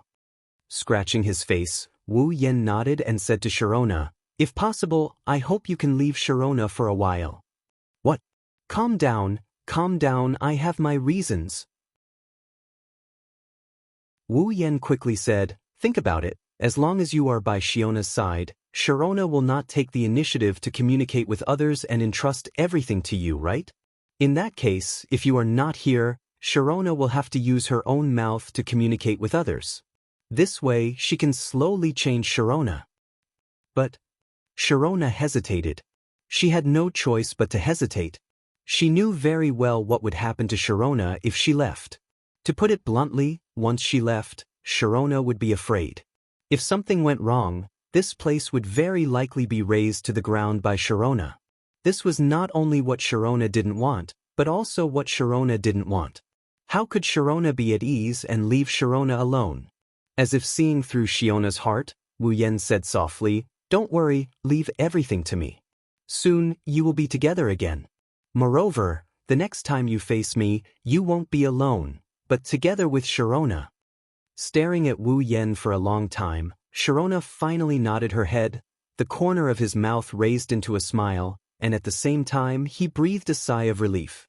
He stretched out his hand and directly took Sharona from Shiona's hand. Chapter 446. The moment Shitonai left Shitonai's hand, Shitonai's blue eyes went blank. Then she collapsed to the ground as if her life force had left her body. She stared blankly at Shitonai in Wu Yan's hand. She was speechless. A moment later, Yoshino's big eyes suddenly fluctuated, and his little face immediately became incomparably flustered. With a face full of bewilderment, he stood up from the ground. She ran to Wu Yan and tightly grabbed Wu Yan's clothes. She looked at Shitonai in Wu Yan's hand and whispered, "Please, give it back to me." His wine-red eyes were filled with Shitonai's helpless and pitiful little face. Seeing Shitonai's flustered expression, Wu Yan felt an inexplicable pain in his heart. He suddenly felt guilty as if he had done something unforgivable. Wu Yen quickly rubbed the little lowly's head and said softly, "Don't be afraid, don't be afraid. Shitonai won't leave you." Hearing this, the panic on Siyu's little face calmed down. However, her blue eyes were still filled with nervousness. She did not know what to do next. Wu Yen lowered his body. The wine-red and blue eyes looked at each other. Then, Wu Yen said, "Shitonai should have heard my conversation with Shitonai." Shitonai stared blankly at Wu Yen for a while. After a long time, Shitonai slowly nodded her little head. The bunnies on her head also nodded. Coupled with Shitonai's cute lolicon face, it almost made Wu Yan's nose itch. Wu Yen awkwardly rubbed his nose. After making sure he didn't lose his composure, he exhaled and said to Shitonai, "Then, you should know that Shitonai wants you to be strong. That's why she chose to leave you temporarily. Now that you want to take Shitonai back, do you want to disappoint Shitonai?" "I don't want to disappoint Shitonai, that's more like it." Wu Yen squatted down and rubbed Yono's head through the hood of her cloak. "So, in order to not disappoint Shitonai, leave Shitonai with me first, okay?" Seeing that Shitonai was still a little flustered, Wu Yen smiled and said, "Shitonai, as long as you listen to me today, I'll return Shitonai to you tomorrow. How about it?" "Is that true?" Yono tightened her grip on Wu Yan's shirt. Her eyes were filled with anticipation and nervousness. Seeing how cute Shitonai was, Wu Yen couldn't help but smile. Of course it's true. After all, Shitonai is Shitonai's hero. She's also Shitonai's ideal self, right? Shitonai blinked her eyes and nodded with a slightly red face. Then, as if to confirm, she nodded again. She was really cute. Wu Yen smiled and stroked Shitonai's hair. He looked straight into Shitonai's eyes and said, "Then, today, you have to work hard." Hearing Wu Yan's words, Shitonai became anxious. "Don't worry." Wu Yen smiled and shook his head. He said softly, "Even without Shitonai, your hero will not disappear. At least for today, let me be Shitonai's hero." Shitonai raised her head and looked at Wu Yan's face. Shitonai's blue eyes flickered. Then she nodded. "You're pretty good." In the command room of Fraxinus, Kotori couldn't help but smile as she watched the progress on the big screen. More than 2/3 of the favorability points had filled up the progress bar of Fraxinus' favorability points. As expected of the commander's older brother, Kanazuki Kyuhei looked at Wu Yen on the screen like he was on a pilgrimage. He almost knelt down and put an incense stick in his mouth. Even though he's a fake, not everyone can fake the commander's older brother. Kotori's smile widened when she heard Kyuhei's words. She froze when she heard Kyuhei's words. It's a good thing he's the commander's brother. He won't do anything to the commander. Otherwise, the commander might have been taken down by him too. Kanazuki Kyuhei patted his chest. He didn't notice Kotori's darkened expression and continued talking to himself. Well, that's true. Even if he's a fake, there's still siblings. Why would he lay his hands on his sister? Even if he did, the commander wouldn't fall for his older brother. It's not like he's a prostitute. As soon as he said that, a giant foot came down from the sky and kicked Kyuhei in the face, sending him flying and crashing into the wall behind him. "But, why?" Kanazuki Kyuhei said as he collapsed against the wall. Kotori's face was livid as she stared at Kyuhei. Thinking about what he said, Kotori's anger rose even higher. "But how dare he ask why? What do you mean he won't lay his hands on his sister? That guy did it with his mouth. Also, what did he mean by, 'It's not like he's a prostitute'? Isn't that the same as calling me a prostitute?" Kotori completely forgot that Kyuhei said, "It's not like he's a prostitute," under the premise that he won't fall for his older brother. Kotori snorted and looked back at the screen. Her face reddened as she thought of something. As for Kyuhei, he fainted. Inside the commercial building, Yatsuki Chinyu stared blankly at the cute lowly hiding behind Wu Yen. He still hasn't recovered from the shock. "No way." Yatsuki Chinyu's lips twitched. He couldn't stay calm. "That's it? Oh my god, it's only been 15 minutes. Time isn't going to stop my great career." Wu Yen looked at Yatsuki Chinyu with disdain. Ever since Wu Yen found out that there's a real man under that pretty face, He's been a lot more casual with Yatsuki Chinyu. Yatsuki Chinyu didn't care about Wu Yan's disdain. Instead, he looked at Wu Yan with admiration. "Captain, how did you do it? Please teach me." Wu Yan pursed his lips and smiled. He didn't answer Yatsuki Chinyu's question. Instead, he pointed at Yoshino and pushed Yoshino, who was hiding behind him, a little bit so that Yoshino's head was exposed to Yatsuki Chinyu's eyes. Yatsuki Chinyu was petrified. At this moment, Yoshino was holding a lollipop in his hand. He was slowly licking it. Although there was no expression on his face, one could faintly see a bit of joy in his blue eyes. Yatsuki Chinyu's mouth opened into an O shape. Don't tell me he was defeated by a lollipop? After that, Yatsuki Chinyu looked at Wu Yan. At this moment, Yatsuki Chinyu's admiration for his captain was like the water of the Yangtze River. No wonder he's called the god of strategy by all the members of Ratatosker. After that, Yatsuki Chinyu secretly glanced at Yoshino, who was licking the lollipop. He secretly remembered this trick in his mind.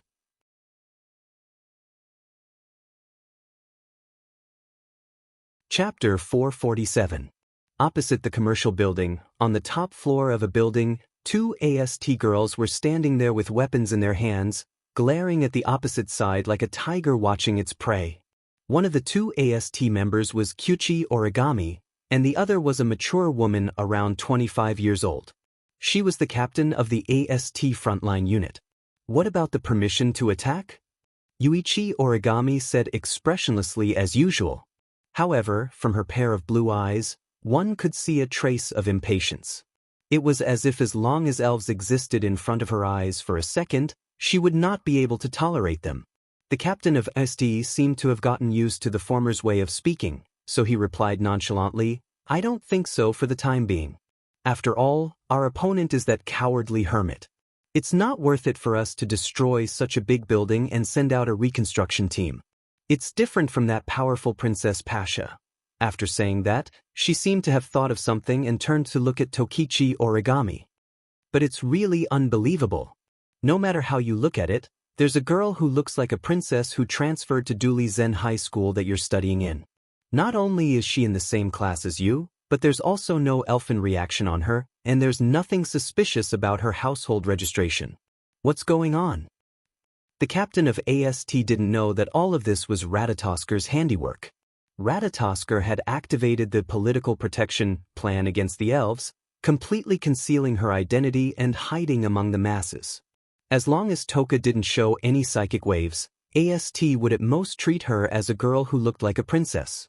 There would be nothing suspicious about her, and AST would have an excuse to kill the wrong person rather than let her go. From this, one could see how brilliant Ratatosker was. Perhaps AST didn't know that they had an opponent hiding in the dark. Unfortunately, the powerful Ratatosker had a commander who was usually very astute but would occasionally go against nature.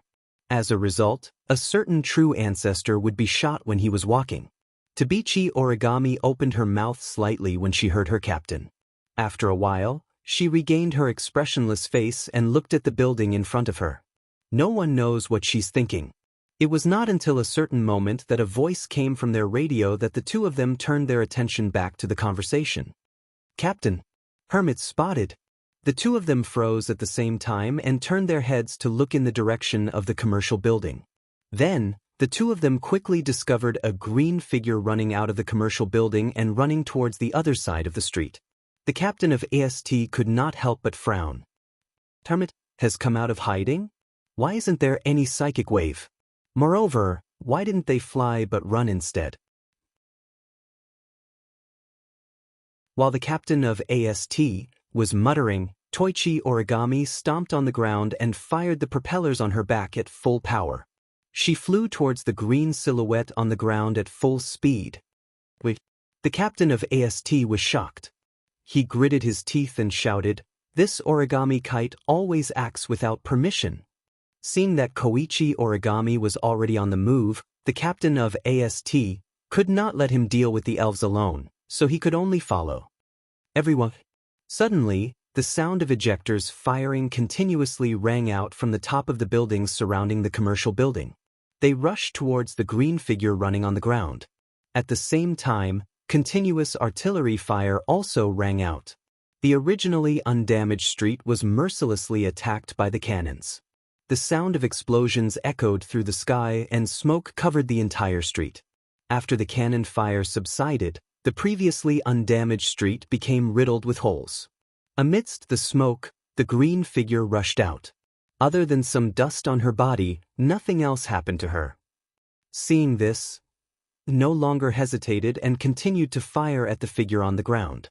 However, under the barrage of attacks, the green figure was like a vigorous warrior. He dodged left and right, dodging the incoming attacks. At the same time, he continued to move forward unwaveringly. It was this movement that allowed him to evade the earth-shattering barrage of attacks. The AST captain clenched his teeth as he looked at the heavily damaged street. His heart was filled with hatred. Originally, AST did not want to cause too much damage to the cowardly hermit. That was why they did not make a move when Hermit entered the commercial building. Who would have thought that Hermit would be so cunning? Instead of attacking them from the sky, he chose to run on the ground like a rat, causing damage to the streets. It seems that the reconstruction team will have to be mobilized this time. Flying in the sky, Origami Kitsune mercilessly pulled the trigger of her cannon. She continuously fired at the green figure on the ground. Seeing the figure nimbly dodging the cannons, Origami Kitsune frowned. She felt that something was wrong. However, Yuichi Origami's hatred for the elves quickly suppressed the uneasiness in his heart. Yuichi Origami's figure flashed, and the frequency of the heavy cannon in his hand increased by a few notches. What Origami didn't know was that the feeling she had in her heart was right. If one were to take a closer look, they would notice that the green figure running on the ground was twice as tall as Hermit. Unfortunately, the AST members could only vaguely see a green silhouette flying high up in the sky. They were unable to discern its exact height. On the ground, the figure in the green cloak was dodging the incoming cannon fire as she dashed into the distance. From the perspective of the AST members, a beautiful face was buried in the green cloak. She looked like she was about to cry, but no tears came out. 10 minutes ago. What? Yue Chenyu looked at the green cloak in his captain's hand in disbelief. He shouted, "You want me to distract the... Is there a problem?" Wu Yen said matter-of-factly. Yue Chenyu almost jumped up. "There's a big problem. Captain, it's not like you don't know how strong AST's firepower is. Even the elves might not be able to avoid it. If you want me to go, won't I die?" "Well, don't say that." Wu Yen smiled and patted Yue Chenyu's shoulder. "You might not be as strong as the elves, but I believe you can still avoid them. If you can't even do that, Kotori wouldn't have arranged for you to be my assistant." "But Captain, isn't it safer for you to come?" "I have no problem with that." Wu Yen pursed his lips at Yoshino. "As long as you have the confidence to appease Yoshino." Yue Chenyu recalled the conversation 10 minutes ago. Yue Chenyu was sweating profusely while dodging the cannons. "Why don't I have the ability to pick up girls?" As Yue Chenyu ran for his life, the AST members gradually disappeared at the end of the street. Inside the commercial building, Wu Yen held Yono's hand as he strutted out of the building. He looked at the rubble on the street and he silently prayed Amen. "Brother." "Shido," Yoshino said uneasily. "Is that person okay?" Wu Yen smiled. "It's okay. That uncle won't die that easily." "Uncle?" "Well, you can call him that from now on."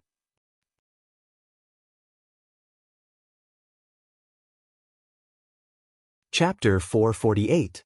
Heavenly Palace City, Itsuka's house. Wu Yen pushed open the door to his house. He led Yoshino, who was looking around nervously, into the living room.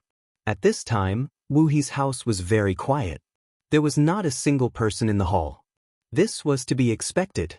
Shirji and Toka had taken refuge when the spacequake alarm sounded. Even though the alarm had been lifted, it would still take a while for them to return home. Kotori is still on the command deck, talking to Wu Yen through the radio. "Shido, can't you seal Yoshino's power now?" Kotori asked in confusion. As far as she knows, the sealing bracelet isn't as troublesome as Shiori's ability. He needs to raise favorability first before sealing the elf's power. Wu Yen shook his head and said helplessly, the sealing bracelet isn't as troublesome as Shiori's ability. In some ways, it's much more troublesome. Much more troublesome? Yes. Wu Yen nodded and walked towards the living room while talking to Kotori in a way Yoshino can't see. To use the sealing ring, you must first clearly explain the ability of the sealing ring to the other party. Then, the other party must be willing to put it on for it to take effect. Otherwise, no matter how strong your ability is, you won't be able to put the sealing ring on an elf. Wu Yen glanced at Yono, who was gripping his hand tightly. She looked anxious and he sighed. Fourth Bonai, on the other hand, has a rather delicate personality.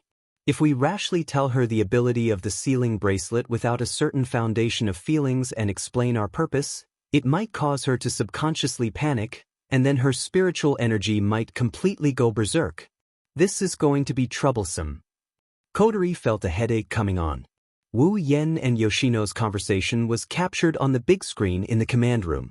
Based on their conversation and Yoshino's cowardly behavior, Wu Yan's claim is entirely plausible.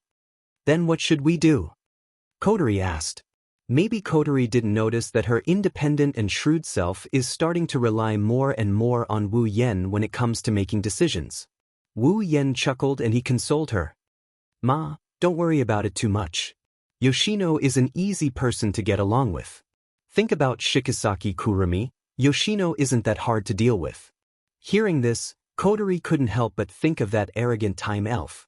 Her head that was originally a little headache really got a lot better, and her complexion also became better. This made Rain Murasame stare at her for a while until Kotori felt embarrassed. Wu Yen smiled as if he predicted Kotori's reaction. Do you feel better now? Don't worry. Don't worry, I'm confident I can put the sealing bracelet on Yoshino before tomorrow. In the command room, Kotori looked at the confident Wu Yen on the big screen. She couldn't help but feel a sense of security when she heard Wu Yan's confident words. Ever since Kotori became the commander of Ratatosker, this is the first time she felt such a sense of security other than when she's in sister mode. Kotori suddenly had a thought. Maybe it's not so bad to have a big brother like him. Kotori couldn't help but have this thought. In the past, Kotori had the support of Kanazuki Kuhei and Rain Murasame, but most of the time, Kotori was the only one in charge of Ratatosker's affairs. Internally, I have to save the elves, and externally, I have to deal with the AST. No matter what, Kotori is only 14 years old. Even if I'm in commander mode, it's only natural for me to feel tired when dealing with the affairs of a large organization. Wu Yan's appearance as a big brother is unprecedented. Kotori felt like she could rely on him. In Ratatosker, he managed to conquer the elf that gave her a headache in 10 minutes. At home, he's a good cook. His combat prowess is on par with the elves. Although his personality is a bit unsettling, it's undeniable that Kotori is slowly starting to accept him as her big brother. She's starting to rely on him. Kotori doesn't hate this feeling. But when Kotori realized that she had such thoughts, she was startled. Could it be that this big brother whom she had only known for less than a month had become so important to her? Thinking of this, Kotori blushed. She couldn't help but feel shy and rebellious. To put it simply, she was being too proud. How can I not worry about a scum like you? Kotori didn't even think before she said it. Wu Yan's confident smile froze. He said angrily, I say, Kotori, even if you don't trust me, you don't have to call me a scum.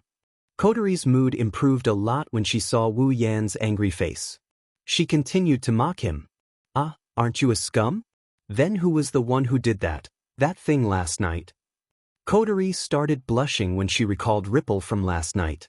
Wu Yan didn't see this, but he couldn't refute Kotori's words, so he just stood there, speechless. Forget it, I'm the one who did it anyway. It doesn't matter if I lose the argument. Thinking of this, Wu Yan's expression lightened up. He shifted his attention away from the radio and looked at the four elements. Hey, Yoshino, sit here for a bit. Wu Yan brought Yoshino to the sofa. I'll make you something to eat. You should be hungry, right? Hearing that, Just as Yoshino wanted to shake his head, a clear and audible rumbling sound came from his stomach, causing Yoshino's face to redden. He took off his hat and covered his face. He was so embarrassed that he didn't dare to look at anyone. Wu Yen was amused by Yoshino's cute behavior. He held back his laughter and scratched Yoshino's little nose. "Wait for a bit, it'll be ready soon." Yoshino nodded with a red face. Wu Yen laughed and walked into the kitchen. After a while, a fragrant smell wafted out of the kitchen. Children's endurance was always relatively small, even Yoshino was no exception. Smelling such a good smell, Yoshino couldn't help but turn around and look at the kitchen.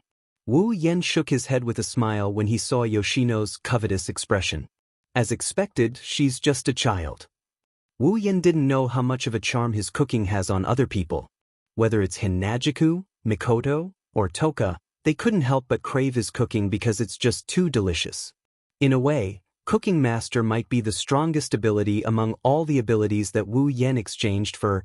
Even the members of Ratatosker in the command room of Fraxinus swallowed their saliva at the sight of the delicious dishes on the big screen. Kotori, who knew how delicious the dishes were, couldn't help but tremble at the sight of them. When the strange sound entered Wu Yan's ears through the wireless earpiece, Wu Yan knew what's going on. He laughed and said, "Come back if you want to eat, it's not like I won't let you eat." Hearing this, Kotori couldn't hold herself back any longer. She jumped off the podium and ran out of the room. Everyone in the command room looked at each other when they saw Kotori's reaction.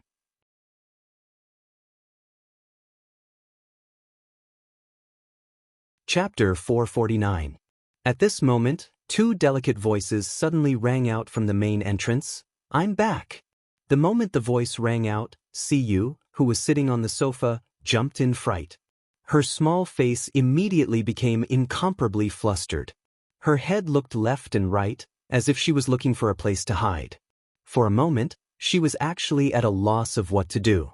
When the footsteps began to sound and were getting closer and closer, the corners of Yoshino's eyes couldn't help but tear up. She really didn't know what to do, so she lowered her head. At the same time, a cold air was emitted from Yoshino's body.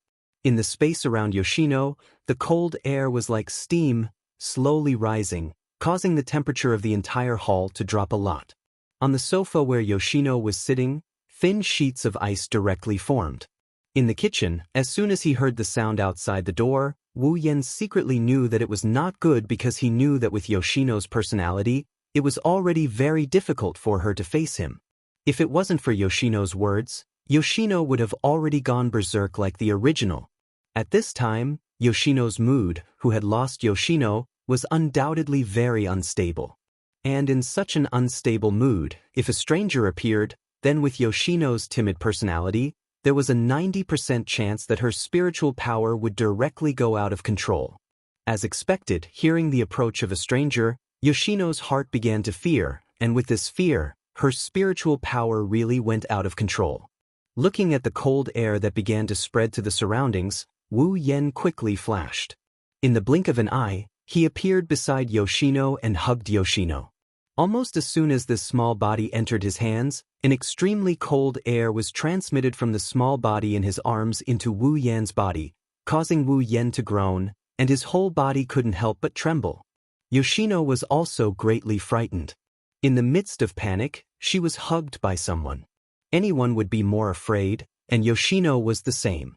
Immediately, one of Yoshino's hands was raised. On top of it, a dense cold air flickered. However, in the next moment, Yoshino's hand that was filled with dense cold air stopped, and the cold air on it also dissipated. "Yoshino, calm down."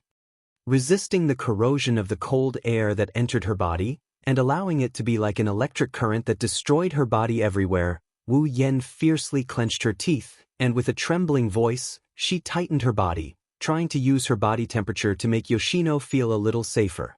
Those people are Big Brother's family, they won't hurt Yoshino, so, Yoshino, listen, you have to become strong. Hearing the trembling voice that came from her body, Yoshino's mind finally calmed down, and the panic in her eyes also began to slowly dissipate. The consciousness that she nearly lost due to fear also gradually returned to her mind, allowing Yoshino to regain her senses. After regaining her senses, Yoshino realized what she had done. Looking at the sofa that had turned into ice, and the body that was hugging her and trembling non-stop, Yoshino panicked again. That. Yoshino looked at the slightly pale face of Wu Yen and said helplessly, I'm sorry, gently exhaling. Following Yoshino's recovery, the surrounding cold air also disappeared, and the cold air that invaded Wu Yan's body was the same. The internal organs that were frozen by the cold air also began to slowly recover under the powerful vitality of the true ancestor. A moment later, Wu Yan was once again in perfect condition. Looking at the flustered and guilty Yoshino in his arms, Wu Yan chuckled and rubbed Yoshino's head. Don't worry, everything has to be done slowly. It's normal that Yoshino hasn't gotten used to it yet, but Yoshino, don't be afraid. Even if Yoshino isn't here, I'm still here. Hearing this, Yoshino raised her head and looked at Wu Yan. Although there was still guilt in her big blue eyes, most of the fear and panic had disappeared. She touched Wu Yan's body, and only when she confirmed that Wu Yan was fine, did Yoshino relax. Seeing this, Wu Yan also let out a sigh of relief. He looked around the hall that was almost frozen, and the sofa that was already frozen. Hearing the approaching footsteps outside the door, he quickly waved his hand. A scarlet spatial ripple appeared in front of Yoshino's surprised eyes. The handle of the Nanshana extended out and was held in Wu Yan's hand. In the next second, following a soft muffled sound, the red lotus flame burned on the Nanshana. The temperature in the hall that was a bit cold due to Yoshino's ability immediately rose up. Yoshino's small body began to tremble. Seeing the red lotus flame on the Nanshana, Yoshino grabbed Wu Yan's clothes in fear. For Yoshino, who can control ice and water, the red lotus flame of the Nanshana is like her natural enemy. If Wu Yan wasn't holding her, Yoshino would have lost control again. He waved his hand that was holding the Nanshana in front of him. The red lotus flame exploded into sparks and landed on the sofa and various parts of the hall. After that, the thin ice disappeared at a speed visible to the naked eye. The strange thing was that when the thin ice disappeared, the red lotus flames also disappeared without a trace. They didn't damage anything in the hall at all. When all the thin ice disappeared, Wu Yan immediately put away the Nanshana and put the frightened Yoshino back on the sofa. At this time, at the entrance of the hall, the owners of the two voices finally appeared. It's Toka and Shirji. Shido. Toka squealed in delight. Back in the shelter, Shirori told her how dangerous it is outside after the spacequake alarm went off. That's why Toka has been worried about Wu Yan since a while ago. If it wasn't for Wu Yan's order that Toka must follow Shirori, and if it wasn't for Wu Yan's strength, Toka would have already gone out to look for him. Shirdao, you really came back. On the contrary, it was Shirji who had expected this. When I came in through the door and smelled your fragrance, I knew you were back. I'm so sorry for making you worry. Wu Yan scratched his cheek and smiled. At this time, Toka and Shirji also noticed Yoshino standing next to Wu Yan. The two girls were shocked and Wu Yan's heart skipped a beat. After all, in the original work, when Toka saw Yoshino with the main character, her reaction wasn't normal. Now, in a different place, the same thing is happening. Wu Yan can't help but worry that Toka will lose her temper. Why do you give me a familiar feeling? Toka's expression didn't change. She blinked her eyes and said with a bit of surprise, could it be that you're, Toka? Realizing that Toka probably guessed Yoshino's identity, Wu Yan quickly interrupted her. Are you hungry? I made a lot of delicious food for you. Toka's eyes lit up. She nodded her head and ignored Yoshino's identity. While Wu Yan was relieved, he couldn't help but feel confused. What's going on? In the original work, when Toka saw the main character with Yoshino, her jealousy went off the charts. Why didn't she react at all? Does Toka not have feelings for me? But I'm not worse than the main character in the original work. In fact, I'm much better. Wu Yan guessed wrong. In the original work, Toka was mad because Yoshino accidentally fell down and kissed Shido. Toka just happened to see it. Plus, Yoshino has a bad habit of going overboard when talking. That's why Toka almost went berserk. Since there's no drama here, Toka has no reason to be jealous. After all, Toka doesn't even know what love is.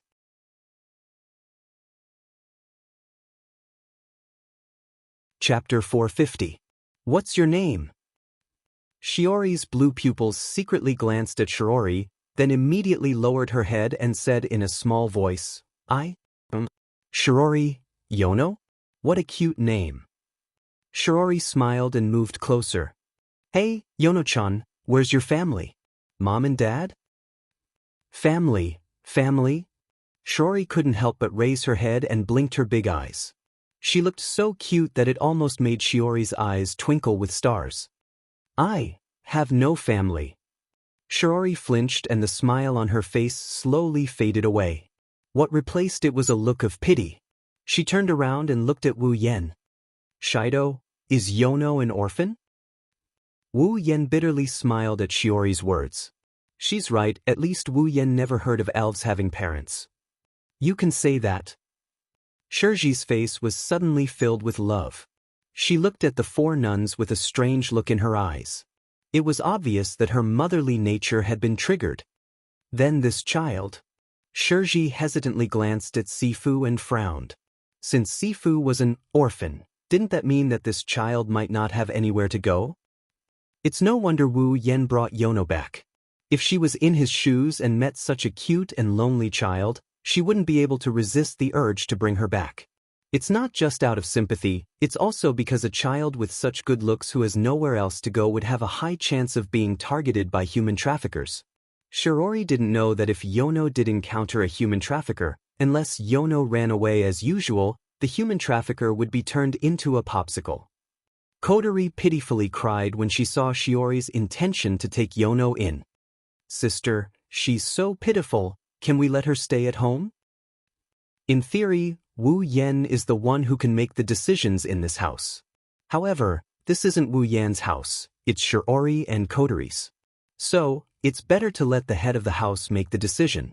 Shiori agreed without hesitation. Wu Yen, on the other hand, couldn't stay calm. He pulled Kotori's sleeve and whispered into her ear. Hey, Kotori, don't tell me you want all the elves to live in our house? His warm breath made Kotori shiver. Not only did her ears turn red, her face turned red as well. Kotori almost ran away when she saw Wu Yen so close to her. After all, her first kiss was taken away by this so-called older brother last night. Kotori, who is in her younger sister mode, still can't face Wu Yen with a straight face. Kotori blushed and stammered. I can't do anything about it. The house for the elves isn't ready yet. I can only arrange for them to stay with us so that way we can observe them. Wu Yen rolled his eyes at Kotori when she stuttered. But he didn't mind. If Toka and Yoshino stayed here, it wouldn't matter to him. In fact, he might even be able to take advantage of them. From the very beginning, Yoshino had been observing the crowd's performance the entire time. To the timid Yoshino, this was the first time that she had personally interacted with so many people. However, at this time, Yoshino couldn't help but think that the three girls in front of him weren't as scary as he imagined. Moreover, each one of them was as gentle as Brother Sherdao. Hey, aren't you going to eat? Shido's cooking is the best. Toka kept stuffing food into her mouth. Ever since she discovered Yoshino's identity, Toka subconsciously felt close to her. After all, they're both elves. Yoshino lowered her head and whispered. I'm full. But you don't look like you're eating much, Toka said in a surprised manner. She stuffed a meat bun into her mouth and swallowed it. Wu Yen couldn't help but grumble inwardly. Do you think that everyone is a foodie like you? Since you're full, Yono-chan, do you want to take a bath with me? Shiori looked at Yoshino expectantly. Who knows if she was treating Yoshino as a real doll? Yoshino was shocked. She shook her head without hesitation. Shiori was disappointed, but she can't be blamed. Yoshino is afraid of strangers. It would be strange if she accepted Shiori's invitation to take a bath. However, Fourth Uncle's next words caused the people at the dining table to no longer be able to remain calm. I'll take a bath with Brother Shido. Toka and Kotori spat out their food at the same time. The food in their mouths exploded like fireworks on the table. Only Shiori, who didn't have any food in her mouth, managed to escape. As for Wu Yen, he wanted to spit out his food, but the food got stuck in his throat. Pounding his chest with all his might, Wu Yen hammered his chest so hard that it made pong-pong sounds. Finally, he managed to swallow the food in his mouth, but the result was him panting like a dead dog. But he didn't care about any of this. At this moment, he is looking at the reddened Yonko with an astonished expression. The expression in his eyes can only be described as marvelous. Yoshino wants to take a bath with him? This doesn't make sense. While Wu Yen was stunned, Toka and Kotori stood up and slammed their hands on the table. They shouted in unison. No, Shiori, who just regained her composure, was confused by the two girls' shouts. She looked at the two girls with a weird expression. She couldn't understand why they are so excited about Yoshino bathing with Wu Yen. Toka and Kotori blushed when they realized they overreacted. Kotori pursed her lips and looked at Yoshino. She decided to go all out. Oni-chan, how can you take a bath with Yoshino? Yoshino is a girl. Kotori looked at Wu Yen as if he's a pervert. Wu Yen almost flipped the table. Yoshino is the one who asked to take a bath together, not me. Toka's reason is much more straightforward. In any case, no means no. She looked at the furious Toka, the embarrassed Kotori, the flustered Yono, and the confused Wu Yen. She shook her head when she saw Wu Yen with a face full of all kinds of colors. I say, Yoshino is just a kid, why are you so agitated? But Kotori wanted to say something, but she couldn't. She looked at Shiori with a weird expression. She remembered that on the surface, Wu Yen is still her long-lost brother. With such a big reaction at this time, it was only natural that people would find it strange. Kotori could only turn her head away and let out a muffled cry. I'm full. Toka wanted to imitate Kotori and get angry, but she couldn't bring herself to say, I'm full. In the end, Toka sat down with a dejected look on her face. She picked up the food on the table and started gobbling it up. Wu Yen was the only one left sitting there in a daze. Am I really going to take a bath with Yoshino?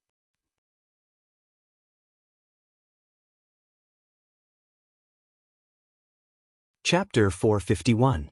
Heavenly Palace City, Itsuka's house. In the bathroom, the steam from the hot water is spreading all over the place. The thick steam completely covered the bathroom, making it hard to see what's inside. Faintly, one could see two figures, one big and one small, swaying within the misty space. The people inside the bathroom are Wu Yen and Yoshino, who asked to take a bath with him. Sitting in the bathtub, Wu Yen subconsciously lowered his head.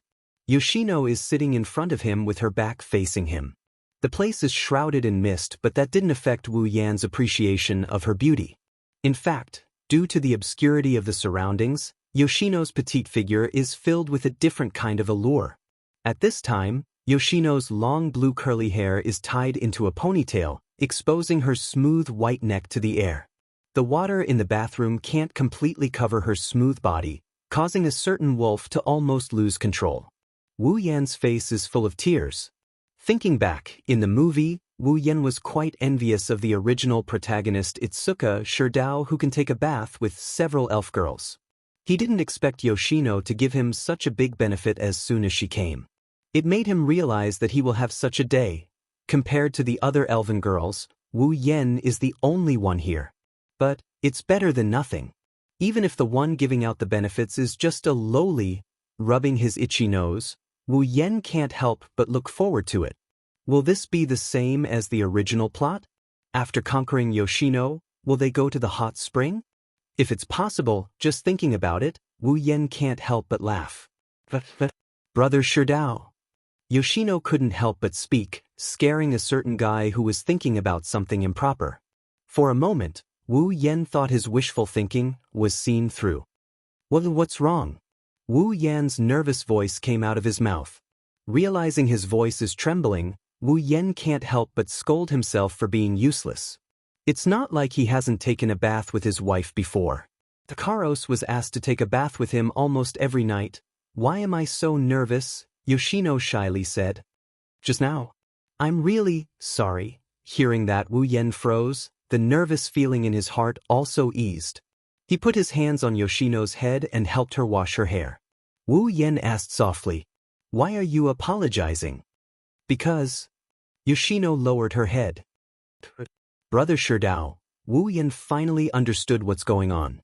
This kid is still hung up over the incident where she accidentally injured him when she lost control of her emotions. Wu Yen shook his head and he pulled Yoshino closer to him.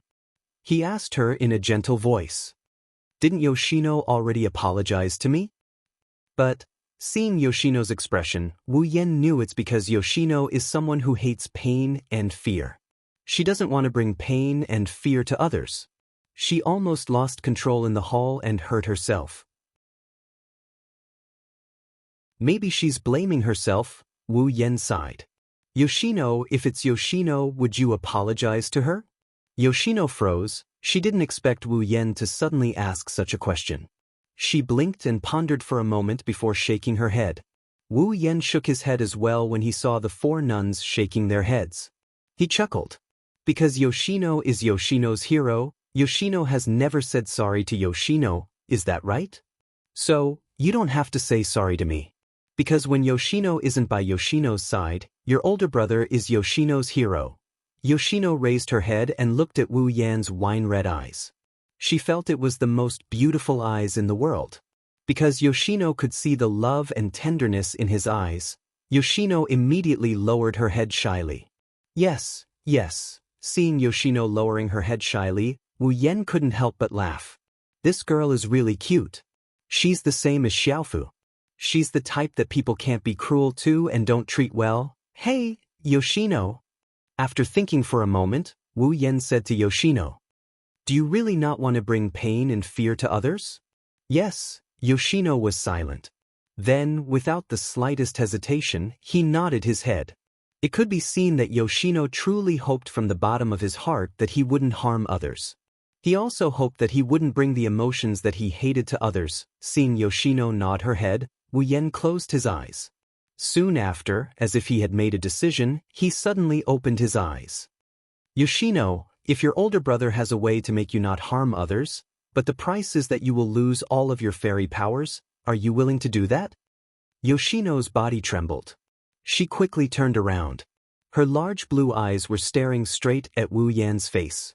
There was a trace of hope and hesitation in her eyes. Wu Yan didn't say anything. Just like that, he looked at Yoshino. Quietly, they looked at each other from a distance. It was as if they were communicating with their eyes. In fact, Wu Yan's heart was also very nervous. After all, Yoshino was easily scared. It wasn't easy for him to make Yoshino accept him. If this sudden request made Yoshino afraid, she might go berserk this time. If he didn't feel that his relationship with Yoshino had improved a lot, Wu Yen wouldn't dare to rashly ask such a question. Moreover, Wu Yen couldn't bear to see her lose control of her emotions and hurt others. Then he would secretly feel guilty. That would be too cruel, therefore, Wu Yen decided to take a gamble. Fortunately, his gamble didn't seem to be in vain. At least, Yoshino didn't show any signs of fear. After a long time, Yoshino said a little anxiously, "Really, can I?" "There's hope." Wu Yen was happy. He nodded at Yoshino. Then he told Yoshino about the existence of the sealing ring and its effects. He didn't hide anything.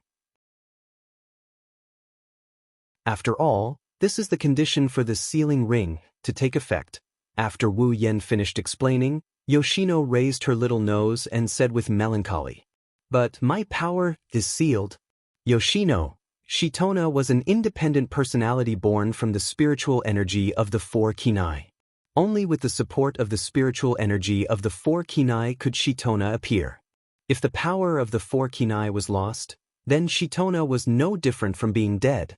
In the original work, the reason why Yoshina could still appear after Yoshina's power was sealed was that after Shido sealed the power of the elf, an invisible connection would be formed between him and the elf. This connection would allow the elf to reverse the elf power stored in Shido's body when the elf lost control of his emotions.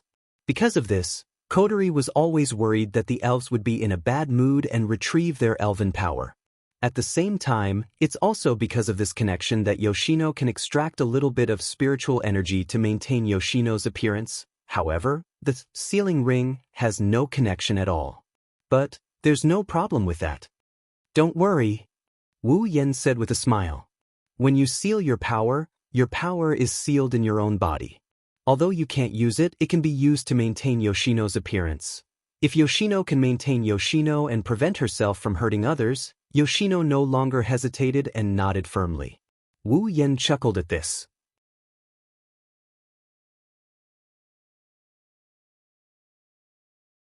Chapter 452. This is... Siwon looked at the sealing bracelet on her wrist with a bit of surprise.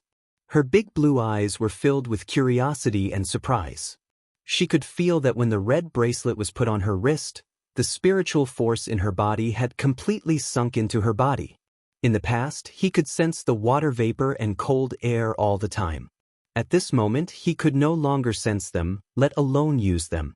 Although he can feel the existence of the fairy's power, Yoshino can't use it if he wants to. Siwon knew that if she wanted to use the power of the past again, she would have to get the consent of the man who was connected to her fate.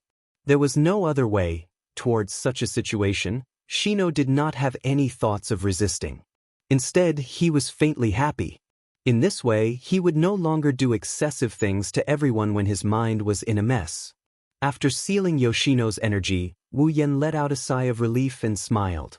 But when he saw the row of sealing bracelets on his wrist, Wu Yan bitterly smiled. The sealing bracelet paired with Flandre-chan, Toka paired with Yakuni, and the sealing bracelet paired with Toka. The 3 white sealing bracelets took up almost half of Wu Yan's right wrist. This is just the beginning. Kotori and Tokisaki Kurumi might have their own bracelets in the future. When that time comes, 5 sealing bracelets might fill up his entire right wrist. Wearing 5 bracelets would definitely look out of place, wouldn't it? Sighing, Wu Yan muttered to himself.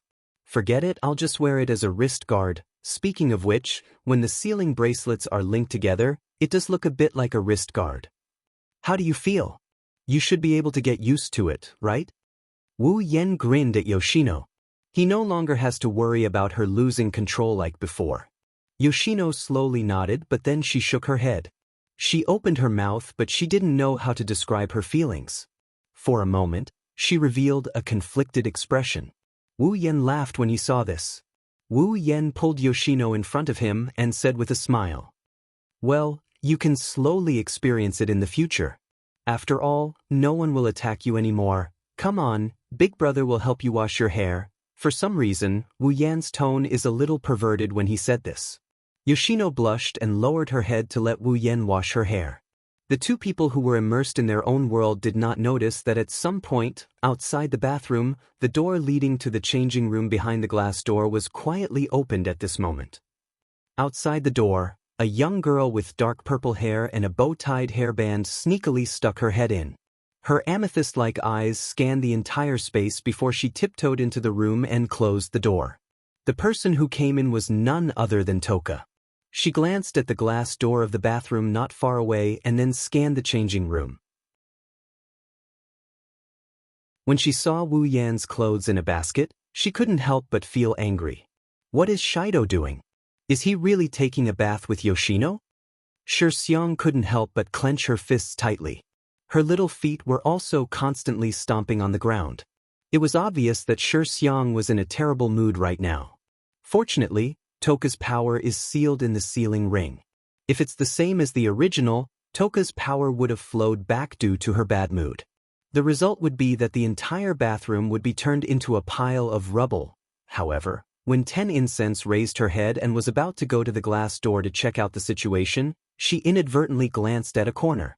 10 Incense's mouth fell open. 10 Fragrance's voice involuntarily rose a little.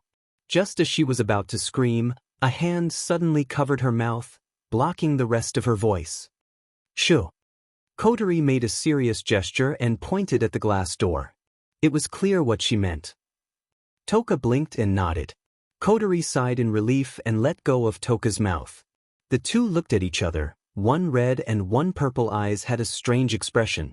Toka is confused. She's confused as to why Kotori is here. She's here because Wu Yen and Yoshino are taking a bath together. It made her feel uncomfortable. Kotori is here too. Does she feel uncomfortable? As for Kotori, she's embarrassed that her behavior was discovered. She can't explain it to Toka, but it's true that she felt uncomfortable when she heard that Wu Yen and Yoshino are taking a bath together. The two women had a tacit understanding and didn't talk at this time. Instead, after they looked at each other, they went to the bathroom's glass door and leaned their ears against it. Shidogij, what's wrong? No, why? It hurts. Bear with it, it'll be over soon, yes. Kotori and Toka immediately widened their eyes. Kotori felt a fire burning in her heart as she listened to the conversation and strange sounds coming from the glass door. Toka bit her lips. Her face was filled with anger, causing her mind to go blank. Unable to hold back her anger, Toka pushed the glass door open. Kotori, who was leaning against the door, screamed and fell to the ground. She angrily looked into the bathroom. Tears hung from the corners of her eyes as she shouted, "Sherdao, what are you doing?" After shouting, Toka was stunned and couldn't speak anymore. Not only Toka, but Kotori on the ground and the two people in the bathroom were also stunned. Wu Yen pressed his hand on Itsuno's head. He looked at the two uninvited guests. He didn't know how to react. Yoshino blushed and she dipped her head into the water. The moment she moved, Yoshino yelped in pain and she covered her head. Wu Yan's hand that was pressing down on her head is now tangled with her hair. Kotori was the first to understand what happened. Wu Yan's hand got tangled with Itsuno's hair when he was washing her hair. Kotori felt awkward. She replayed the scene in her mind when she overheard the conversation between the two. Her face started to burn up. Toka, on the other hand, was stunned for a moment. When she saw the two naked in the bathtub, she got even angrier. She stomped her foot and yelled, "Shido! What are you doing?" Wu Yen gulped. Inside, he's complaining. Is Towa really jealous now? However, this thought completely flew out of his mind when he heard 10 Incense's next sentence. All that was left was the thick shock on his face. Toka glared at Itsuno and yelled, "I want to bathe with you." Wu Yan's mouth turned into an O shape. His eyes were wide open. He couldn't stay calm. Kotori crawled up from the ground and was also bombarded by Toka's bold words. She couldn't get up from the ground again. Wu Yen was confused. He only had one thought left in his mind. I'm lucky.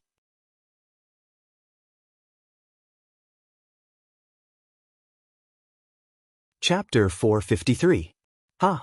Shirori looked at Wu Yen, Toka, Kotori, and Yoshino in surprise. She asked with uncertainty, "Hot springs?" "Yes." Yes." Wu Yen sighed. He didn't know whether to laugh or cry at the surprised Shirori.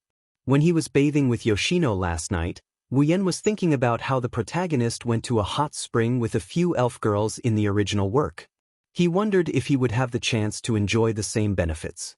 Who would have thought that the thought that flashed through his mind would actually come true? It can't be helped. He can't bathe multiple times in one night. He already took a bath with Yoshino last night. When Toka asked to bathe together, Wu Yen couldn't do it. Although the request is tempting and Wu Yen is willing, Kotori was there at the time. The bathing incident was supposed to end like this, but Toka seemed to have gotten serious. He made a big fuss and insisted on bathing with Isia even if he had to die. Kotori almost changed into a black satin belt to keep the situation under control. Thus Wu Yen yelled out loud, "Why don't we all go to the hot springs together tomorrow? That way we can all bathe together." This sentence spread throughout the bathroom, causing everyone to quiet down. In the end, it was actually decided just like that. That was why the scene before them was happening, hot springs. Shori couldn't help but fall silent, her heart faintly moved. For girls, hot springs were always a very attractive place, even Shirori was no exception. But the problem is mixed baths. Shirori carefully looked at Wu Yen, her eyes flickered. It's like she's looking at a good youth who's about to go astray. Wu Yan's mouth twitched. However, Shiori's question made him swallow all the words he wanted to say. After all, Their goal this time is indeed to soak in the mixed bath. Shiori saw Wu Yan's silence. She knew what the answer is. Her expression became strange. At the same time, the way she looked at the three girls changed to that of Wu Yan. Toka is fine. She moved in as Wu Yan's girlfriend, so it's reasonable for her to go to the mixed baths with her boyfriend. Yoshino is nothing out of the ordinary. To Shiori, Yoshino is just a kid. He had already taken a bath with her last night, so it didn't matter if he took a mixed bath again. But what's with Kotori? Isn't she his sister? She's going to have a mixed bath too? Although it wasn't that there weren't siblings who were close enough to bathe together, that was something that only happened when they were young, right? It's not like there aren't any who have grown up, but Shiori still feels strange. Under Shiori's strange gaze, Kotori couldn't help but feel embarrassed.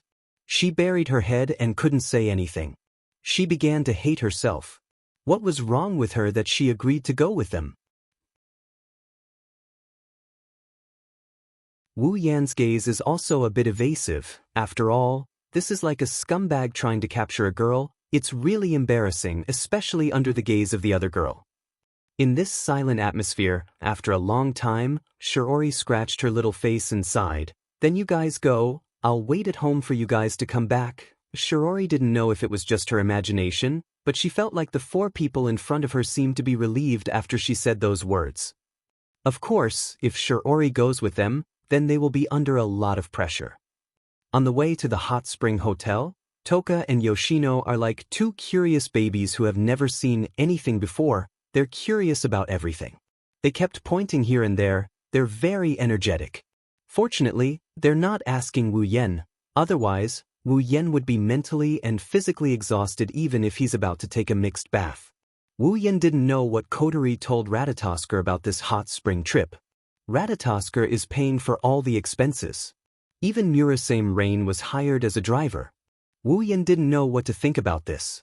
If Kotori really wants to tell Ratatosker something, she'll definitely switch back to commander mode. Once she switches back to commander mode, with her arrogant personality, would she still agree to take a mixed bath with Wu Yan? Wu Yan doesn't know either, but in the end, Wu Yan took advantage of the situation and didn't even need to spend money. Just like in the original work, under the lead of Murasame Rain, everyone arrived at the hot spring hotel. Of course, there were no AST people here to cause trouble. Shiori did not follow them, and Tokichi Origami had nothing to do with them. Naturally, she would not bring a group of AST people here to soak in the hot spring. Of course, the battle between Ratatosker and AST in the original work would not happen. It's worth mentioning that Yoshino has returned to Yoshino's side. On this trip to the hot spring, Yoshino kept chirping, scolding Wu Yan from time to time, and attacking Toka and Kotori. This made the group hate this filthy rabbit. Wu Yan can't do anything about it. He took advantage of Yoshino's absence and conquered her while she was away. He even sealed her power in the process. It's only natural that Yoshino would be dissatisfied with him. When the group arrived at their destination, the sky was already turning yellow. This is the best time to take a bath in the hot spring. Wu Yan and the others really know how to pick a good time. In the hot spring hotel booked by Ratatosker, the group soon arrived at the hot spring. Looking at the hot spring, Wu Yan, Kotori, Toka, Yoshino, and Yoshino were all happy. As for Rain Murasame, she disappeared for some reason. Wu Yan looked at Kotori, Toka, and Yoshino. He coughed and pretended to be serious. All right, get ready to change your clothes, Kotori and Toka shuddered. They blushed when they heard Wu Yan's words. They actually started acting bashful at a time like this. Do we have to do it now? Kotori hesitated and said, It seems like she's going to change her mind. Wu Yan sighed. After all, in the original work, Kotori jumped into the water with Shido even though she was in commander mode with a towel wrapped around her. Well, you can wait. Wu Yan didn't seem to care. But when we are done, I don't think we will wait for you. Kotori pursed her lips and her little face fell. The two white ribbons on her head also became listless, making her look quite adorable. In the end, Kotori decided to jump into the water. Shido! Toka turned around and looked at Wu Yan. She pointed at the door and said, You go out first, come back in later. Wu Yan paused for a moment. Why? Toka stomped her feet and stuck her tongue out at Wu Yen. "Just get out of here. Idiot. Idiot." Wu Yen raised an eyebrow as he looked at Toka, who looked like she was possessed by a stria. He helplessly sighed and he pulled Yono's hand. "Then I'll go out with Yoshino to change clothes." "Oh yeah?" Shino's tone was a little sharp as she cried out. "So Shido likes Yoshino more." Toka glared at Yoshino and humphed. She stopped talking.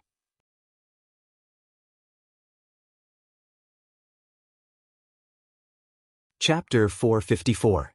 In the changing room outside the hot spring, Wu Yen helped Yono take off her clothes while she blushed. Her tender body that he saw last night was revealed to him. Even though he saw her once last night, Wu Yen couldn't help but turn his head away. It's not that he's pretending to be serious, but if he doesn't do this, he's afraid that he'll lose his composure. Shideo-san, you're shy." Siono smiled and teased. Wu Yen rolled his eyes and ignored her. Wu Yen picked up a small bath towel and wrapped it around Siono's body. Then, he took off his clothes and wrapped himself in a towel. His firm chest heaved up and down in the air. Occasionally, there would be the sound of his heartbeat, and occasionally, there would be a glimmer of light flashing through his eyes. He looked very well built. Touching his chest, Wu Yen couldn't help but laugh. If it was in the past, with his small otaku body, how could he have such a golden ratio? All of this is thanks to the blessing of the true ancestor bloodline. "Siono, don't forget to tie up your hair," Wu Yen said to Siono. "Yes." After a short day of interaction, Siono's words are a lot more eloquent. She's no longer like before where she would pause every 1 or 2 words. At least, it's not that often, but her voice is still as low as before. And it's this change that made Siono surprised when she woke up. For Siono, who is very familiar with Siono, this change is already a great progress. While Siono's hair is tied up, Wu Yen chose 3 towels and folded them into a square shape. For some reason, when they're soaking in the hot spring, they always have to put a square towel on their head. Wu Yen thought it's a bit troublesome, but since everyone did it, he followed suit. After doing all this, Wu Yen brought Siono to the hot spring and opened the door. When the hot spring came into view, 2 figures entered the hot spring as well. "Shido." Toka leaned on the side and waved at Wu Yen. "Come down quickly.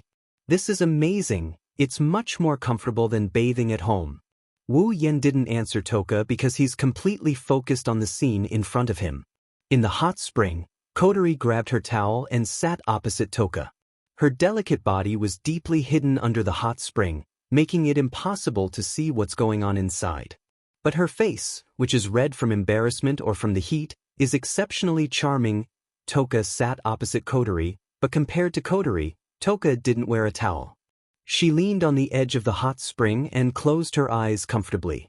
Half of her naked body was covered by the hot spring water, but the 2 semicircles were exposed. Seeing the 2 in the hot spring, Wu Yen swallowed a mouthful of saliva. When he came back to his senses, he scolded himself for not living up to expectations. He had 8 wives at home, how could he not see enough of them? He couldn't even withstand the test. While despising himself, Wu Yan's body shrunk back unnaturally. Because seeing the 2 women like this, Wu Yen couldn't hold back his lust and raised the flag. He didn't want to let anyone see the tent under his towel. "It looks really comfortable." Shitona shouted while dancing with joy. Shitona also wants to try it. When she heard Shino blinked her eyes, and then she walked towards the hot spring. When her little feet soaked in the hot spring, her large eyes couldn't help but narrow slightly while a flush appeared on her face. It seemed that the effects of the hot spring were rather outstanding for Shino. Yoshino quickened her pace and slowly submerged herself in the water. She swam to Toka's side and sat down. Seeing Yoshino enter the water, Wu Yan's restless heart was released. He couldn't wait to get into the water. Looking at him, he almost shouted, "I'm coming." Wu Yan glanced at Toka and Yoshino, then at Kotori. A wicked light flashed in his eyes. Then, without hesitation, Wu Yan came to Kotori's side and sat down. Kotori shrunk back and looked at Wu Yan sitting beside her. Her face blushed even more. She tightened her grip on the towel and her gaze became unnatural. But she didn't leave. After Wu Yan entered the water, the hot spring became quiet. Toka, Yoshino, and Yoshino's eyes were closed as if they were asleep. Kotori envied them. She also wanted to close her eyes and enjoy the hot spring. However, Wu Yen made her nervous. She couldn't calm down and enjoy the hot spring. After a while, Wu Yen suddenly said in a voice only Kotori can hear. Kotori, you didn't bring a black ribbon to the hot spring, right? Kotori was stunned. She tilted her head in confusion. She didn't understand why Wu Yen suddenly asked this, but she answered honestly. No, I brought a ribbon, it would get wet. Wu Yan's wine-red eyes flashed with a brilliant light as he grinned. Kotori's body stiffened. She made a strange sound like a hiccup. Her red eyes flashed with disbelief. She slowly turned to look at Wu Yen. She wanted to prove that Wu Yen didn't do it. Unfortunately, all she saw was a face with a hateful smile. Oni! Kotori's face turned red. She wanted to scream when she saw Wu Yan's face, but Wu Yan's words stopped her. Toka and the others are still on the other side. Kotori swallowed the scream she was about to blurt out. She pouted and wanted to cry, but no tears came out. Wu Yan's hand on Kotori's breast started to slowly move. A scorching sensation traveled from Wu Yan's skin into Kotori's body. Her heart trembled violently. The hand that seemed to have a very high temperature seemed to have some sort of magical power. Kotori almost moaned. Kotori bit her lips and looked at Toka and Yoshino, who had their eyes closed. She was so embarrassed that tears welled up in her eyes. Kotori was extremely afraid. She was afraid that Toka and Yoshino would open their eyes and see what happened. If that happened, she wouldn't be able to face them anymore. Kotori quickly stopped Wu Yan's mischievous hand and looked at Wu Yen pleadingly. Oniyang, don't be like this. Wu Yen raised an eyebrow. He glanced at Toka and Yoshino before turning back to Kotori. He ignored Kotori's attempts to stop him and he started caressing Kotori again. He used his actions to answer Kotori's question. Kotori's body trembled again and again. She reached out and pressed Wu Yan's hand. Unfortunately, Wu Yan's hand seemed to have infinite strength. He didn't care about Kotori's attempts at stopping him. He continued moving without any hindrance. Onya-chan, will be discovered, Kotori said to Wu Yen with a trembling voice. She didn't dare to speak too loudly for fear of waking up the two women. Will Wu Yen agree? The answer is no.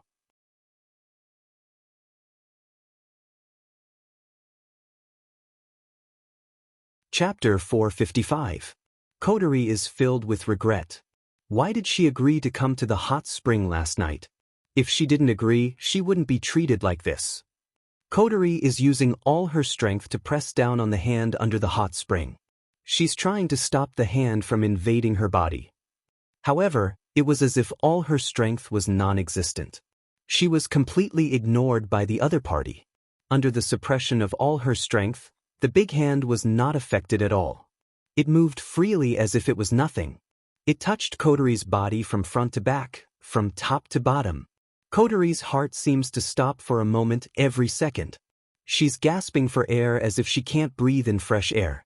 The quiet hot spring is filled with soft panting sounds.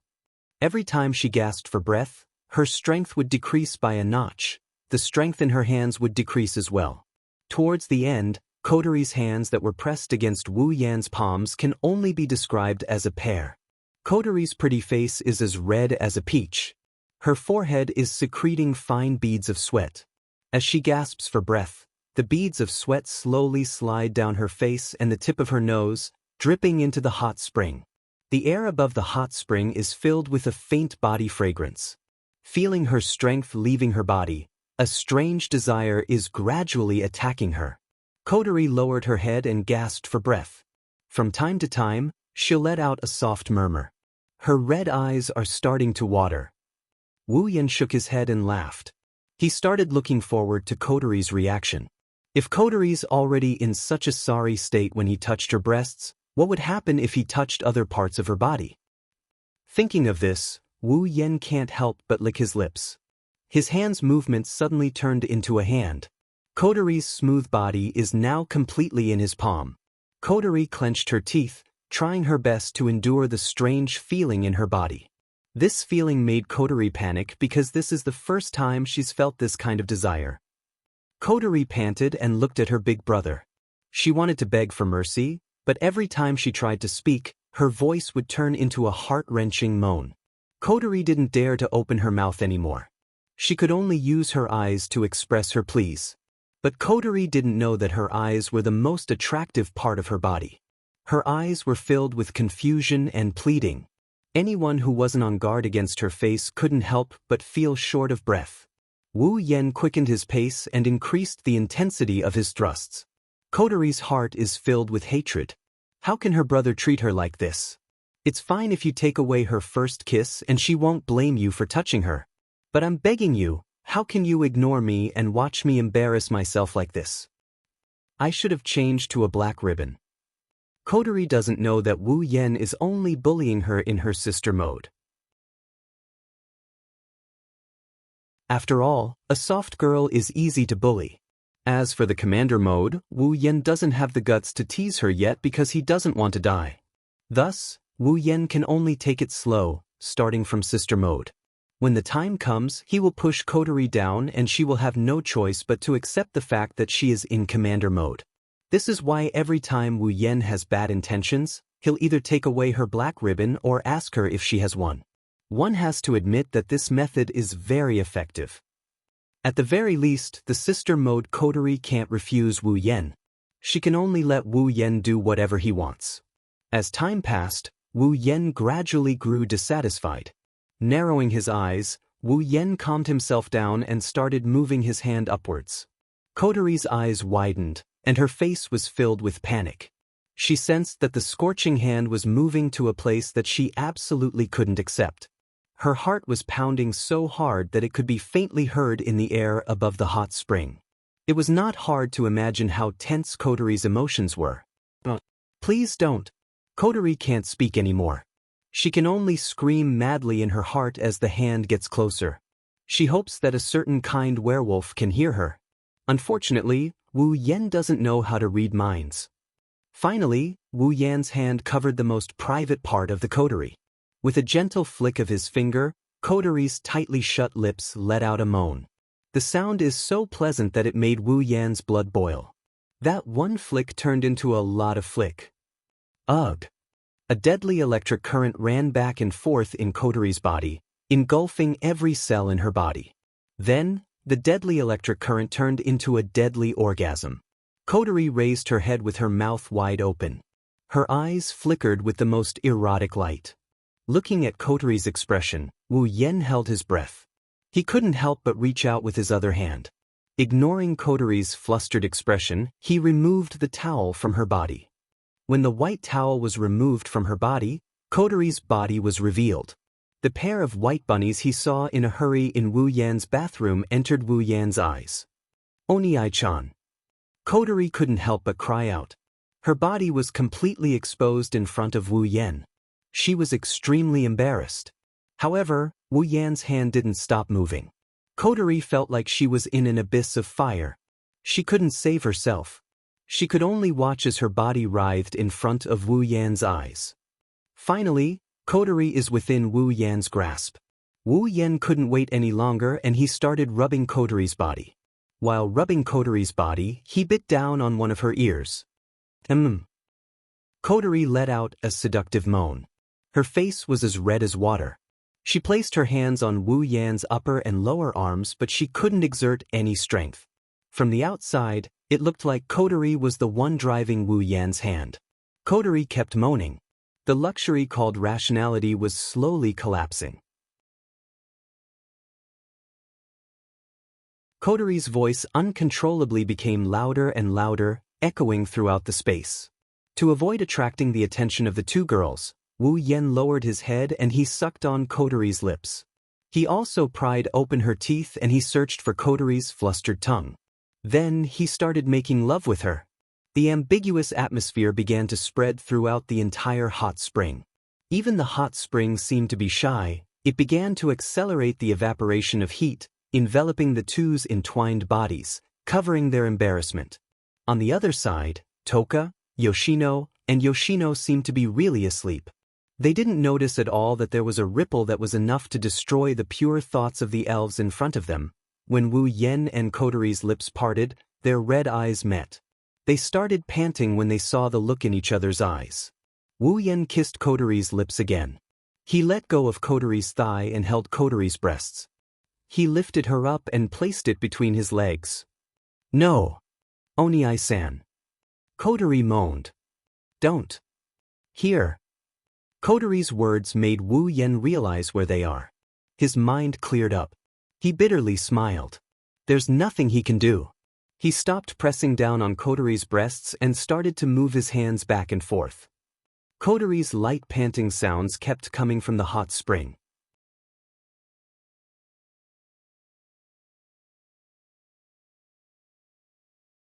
Chapter 456. Hot Spring Hotel. At a certain moment, the door of the hot spring was finally opened. 10 Fragrance and Si Wen Nai walked out of the hot spring with a towel wrapped around their bodies. There was still some mist around their bodies and there was a strong sense of satisfaction on their faces. So comfortable. Toka sniffed and smiled happily. Hot spring is really good stuff. Yoshino by the side also repeatedly nodded her small head. One could see a trace of joy in her large blue eyes. For Yoshino, who was temporarily unable to properly express her emotions, this kind of expression was already an extremely happy expression. "Oh, where's Shido?" Yoshino waved her rabbit hands, reminding the two elves who were immersed in the hot spring world not to forget a certain someone. Toka was shocked. "Yeah, where's Shido?" Siyu tilted her head in confusion. She blinked her big eyes, full of question marks. It was obvious that 10 Fragrance had asked the wrong person. Thus, the two sprites, one big and one small, immediately began to stare at each other. "He should still be in the hot spring," Yoshino said. She covered her mouth and secretly smiled. So little Toka doesn't care about Shido anymore. Yoshino must tell Shido this fact. Shido will be very sad and then ignore little Toka. 10 Fragrances immediately turned pale with fright. He shook his head frantically and shouted, "Of course not. Shido won't ignore me." Yeah, Shido won't ignore little Toka." Yoshino's words pierced Toka's heart. But this time, it was you, little 10 Fragrances, who left Shido behind. Yoshino thinks Shido will be very sad. Toka's eyes were full of tears, she said to Yoshino. But didn't Yoshino also leave Shido behind? Shido will also ignore Yoshino. Yoshino was stunned. Then her little face started to become nervous. Her eyes were filled with tears. Yoshino's heart jumped. She didn't want to scare Yoshino. She changed her tone. "We're all in the same hot spring. Why didn't you notice Shido?" Toka opened her mouth. She tilted her head and said seriously, "I forgot." Yoshino lowered her head and said weakly, "Me too. These two elves are so natural that they broke through the sky. More importantly, it's not too late to remember Wu Yen, but you forgot about Kotori." Both Toka and Yoshino seemed to be scared by Yoshino's words. Toka quickly said, "I'll go find Shido." The 4 Kano nodded. The two spirits turned around and when they were about to enter the hot spring, Wu Yen appeared before them. He slowly walked out of the hot spring with a smug look on his face. He looked like he just ate something good. Anyone who saw him would know that he's in a good mood. His body and mind are at their best. Under Toka and Yoshino's surprised gaze, Wu Yen said to Yoshino in a bad mood, "I say, Yoshino, is it fun to bully Toka and Yoshino?" Yoshino giggled. Yoshino didn't want to bully Yoshino. Yoshino only wanted to bully Toka. Toka suddenly realized, it's like she just realized she was being bullied, but the truth is, she just realized she was being bullied. She angrily looked at Yoshino and said, "So you've been bullying me? Who told Toka to be so fun?" Yoshino said while waving her hand. Her tone is asking for a beating. "That it's not good to quarrel." Si Ning withdrew the shitonai in her hand a little and softly said. That gentle voice caused 10 Incense's anger to involuntarily subside. Wu Yen laughed and shook his head. "These two elves are being bullied by a doll. If they really cared about me, they would have come to me from the start." Bang! Suddenly, a foot kicked Wu Yen from behind. It landed on Wu Yan's waist. Wu Yen didn't expect someone to attack him. He was completely unprepared. The sudden kick landed on his waist, causing him to spit out a mouthful of saliva. He flew through the air in a parabolic arc before crashing into the ground. His toes twitched a couple of times before he went limp and couldn't get up anymore. Shido, Oniai-chan. Shi Xiang and Si Wen Nai couldn't help but exclaim. They turned to look at the owner of the foot and couldn't help but be stunned. Kotori, why did you suddenly kick Shido? Toka looked at Kotori. Yoshino was also anxious. Kotori's state is too strange. His red eyes were actually suffused with a black light. His face was so gloomy that it seemed as though water was about to drip from it. His body was constantly trembling, as though he was enduring something. However, there was a misty mist in his black eyes. His gloomy face was suffused with a red flush. If this state was not strange, what was it? On the ground, Wu Yen struggled to get up. He looked at Kotori's head. Wu Yen despaired. The white ribbons on Kotori's head have turned black. Commander mode. Kotori narrowed her red eyes. A fierce glint flashed in her eyes. Under the bath towel, her long white legs strode towards Wu Yen. Each step is followed by a heavy thud. It's like she's stepping on everyone's heartstrings. Toka and Yoshino hugged each other. They're trembling. Wu Yen laughed dryly. He shook his hands. He pretended to be relaxed. If it wasn't for his body moving back, they'd think he's going to argue with Kotori. Kotori stood in front of Wu Yen. She looked down at Wu Yen. Ignoring the fact that Wu Yen is seriously injured, she said coldly, "Speak, how do you want to die?" Wu Yen smiled sheepishly. "Must I be sentenced to death? Looks like you don't want to choose how you want to die." Kotori said, "Then let me decide for you." Kotori. Wu Yen looked at Kotori, who's glowing black. He shouted with grief and indignation, "Please listen to my last words." Kotori glanced at Wu Yen expressionlessly. "What do you want to say? This commander allows you to speak. What should I do? What should I do? What should I do?" Looking at Kotori, who could turn into a dark one at any moment, Wu Yen racked his brain to think of a way to get out of this situation. However, the cruel selection process slowly extinguished his hope. In the end, Wu Yen looked like he wanted to cry, but no tears came out. "Looks like you're testing my patience." Kotori clenched her teeth and raised her foot. "Since that's the case, let me end you." Wu Yen looked at the foot that's about to land on him. He jumped up and grabbed Kotori's hands. Kotori was shocked. She shouted, "Let go!" "Let go? How can I let go? I'll die if I let go." He grabbed Kotori's hands and hugged her tightly. Kotori's body stiffened. Kotori pushed Wu Yen away as she glared at Wu Yen. She gasped for air as if she had used up all of her strength to push him away. She looked at Wu Yen with a dark expression on her face. After a while, Kotori snorted coldly. "You're lucky." Kotori grabbed her clothes and walked out of the changing room without looking back. The other three sighed in relief and looked at each other. Kotori's legs turned to jelly and she fell against the wall. Her face was flushed, the murderous glint in her eyes turned into a daze, and her skin was flushed red. Kotori's face reddened again when she recalled what she did with Wu Yen in the hot spring. Idiot.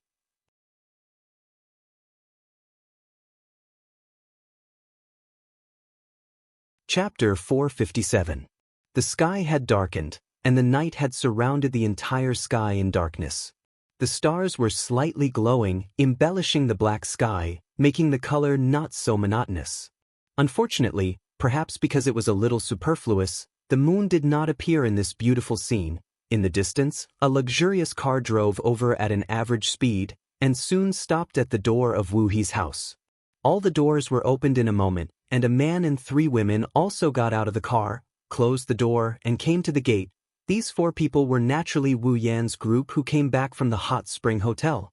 "Then I'll go back first," Murasame Ling-in said to everyone with a pair of eyes wrapped in dark circles.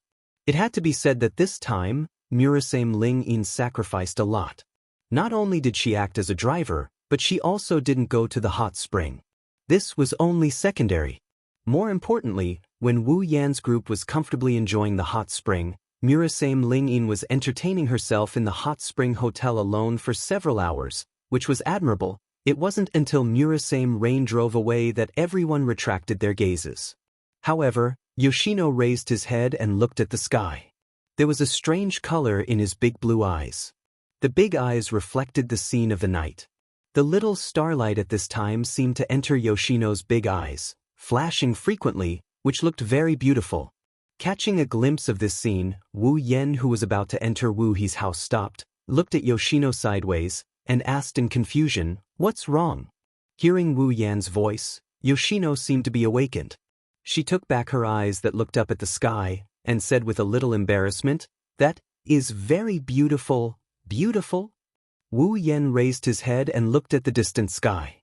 Indeed, the night sky at this time was very beautiful, but such a scenery was relatively common.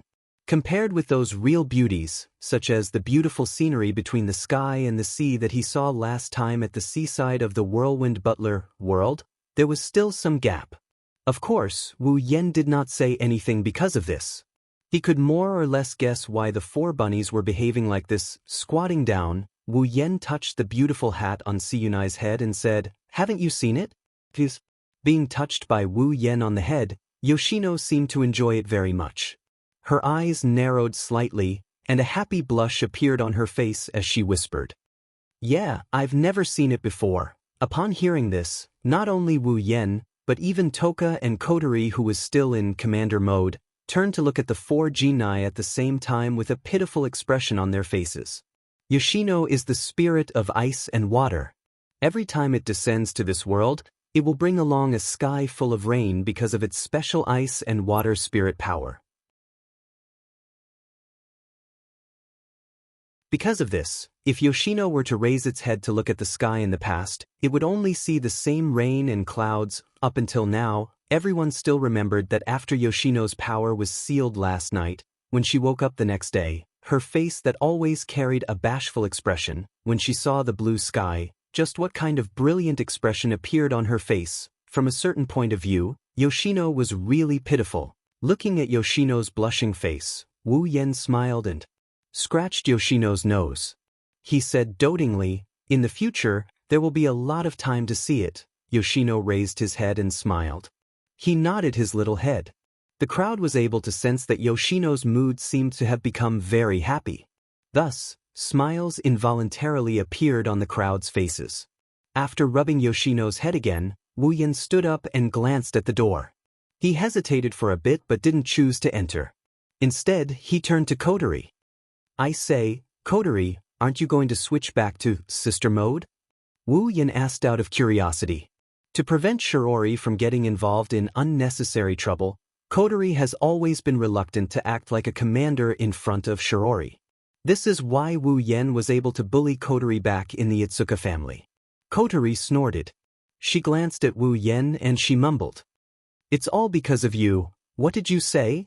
Kotori's voice was so soft that even Wu Yen couldn't hear it.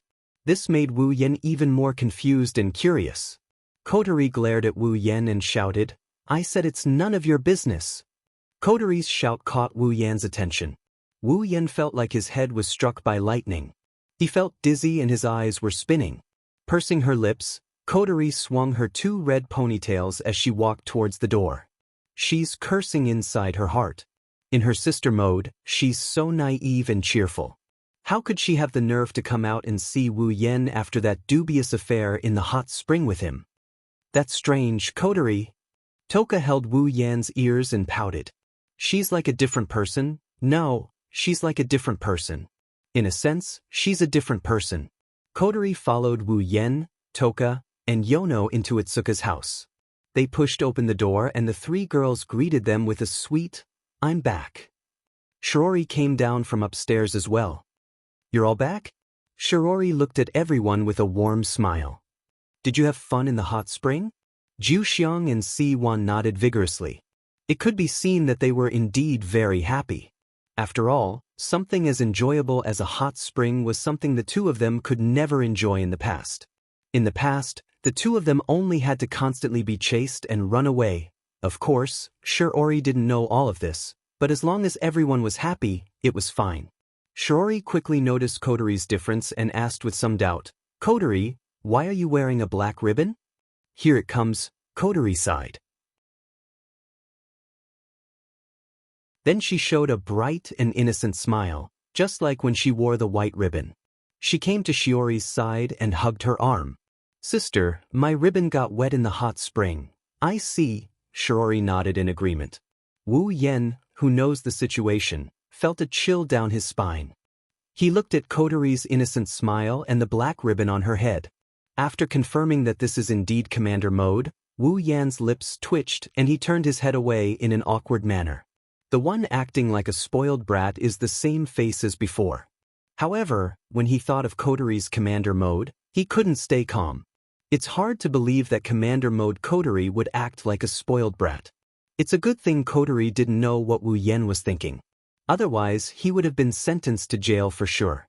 At night, lying on his bed, Wu Yen exhaled and looked at the ceiling. His eyes looked a bit unfocused as he thought of something. Apart from the beach trip in Butler Whirlwind's world, it's been a long time since he had such a relaxing time. Come to think of it, since he got the system and came to Spalier World half a year ago, he rarely had such an ordinary life. Fortunately, even though it's few, it's not like there's none. In the world of Butler Whirlwind, I lived the life of a student of White King Academy. In the world of magic, I also went on dates with the girls and went shopping. When I was in the world of Silveria, I also lived quite a peaceful life. Compared to those seniors who have to work hard every day after transmigrating, he's much happier with the system. I wonder how Chuju and the others are doing. Is Flandre-chan obedient? I miss them so much.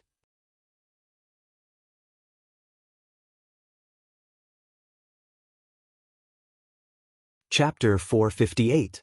The next morning, Wu Yan's house had a peaceful morning as usual. Aside from the girls being dissatisfied with Wu Yan's habit of sleeping in instead of cooking, nothing else happened. Of course, that's only for the girls. Due to some unknown reason, Kotori has been in commander mode since yesterday, even when she's sleeping. Normally, this would be inconceivable. Since Kotori is in commander mode, Wu Yan, who used to be the one to wake up in the morning, got to wake up by force this morning. After all, commander mode Kotori isn't as nice as sister mode Kotori. She'll call out Oni-chan a few times and get bullied by Wu Yan. For Kotori, waking up Wu Yan is a piece of cake. She only needs to pull his blanket and kick his feet to wake him up. When he wakes up, he's no longer on the warm sheets, but on the cold floor. If Shiori wasn't still at home, Kotori would have ordered Wu Yan to make breakfast. After all, Kotori has always coveted Wu Yan's food. Then, after sending the 4 Kanai to Fraxinus, Murasame Rain took care of them. Everyone left home and went to school separately. Tiangong City, Duralai Zen High School. Meng Meng's homeroom teacher stood on the podium and looked around at the students below. She nodded her head in satisfaction, then she opened her arms cutely and said with a smile, "Good morning, everyone.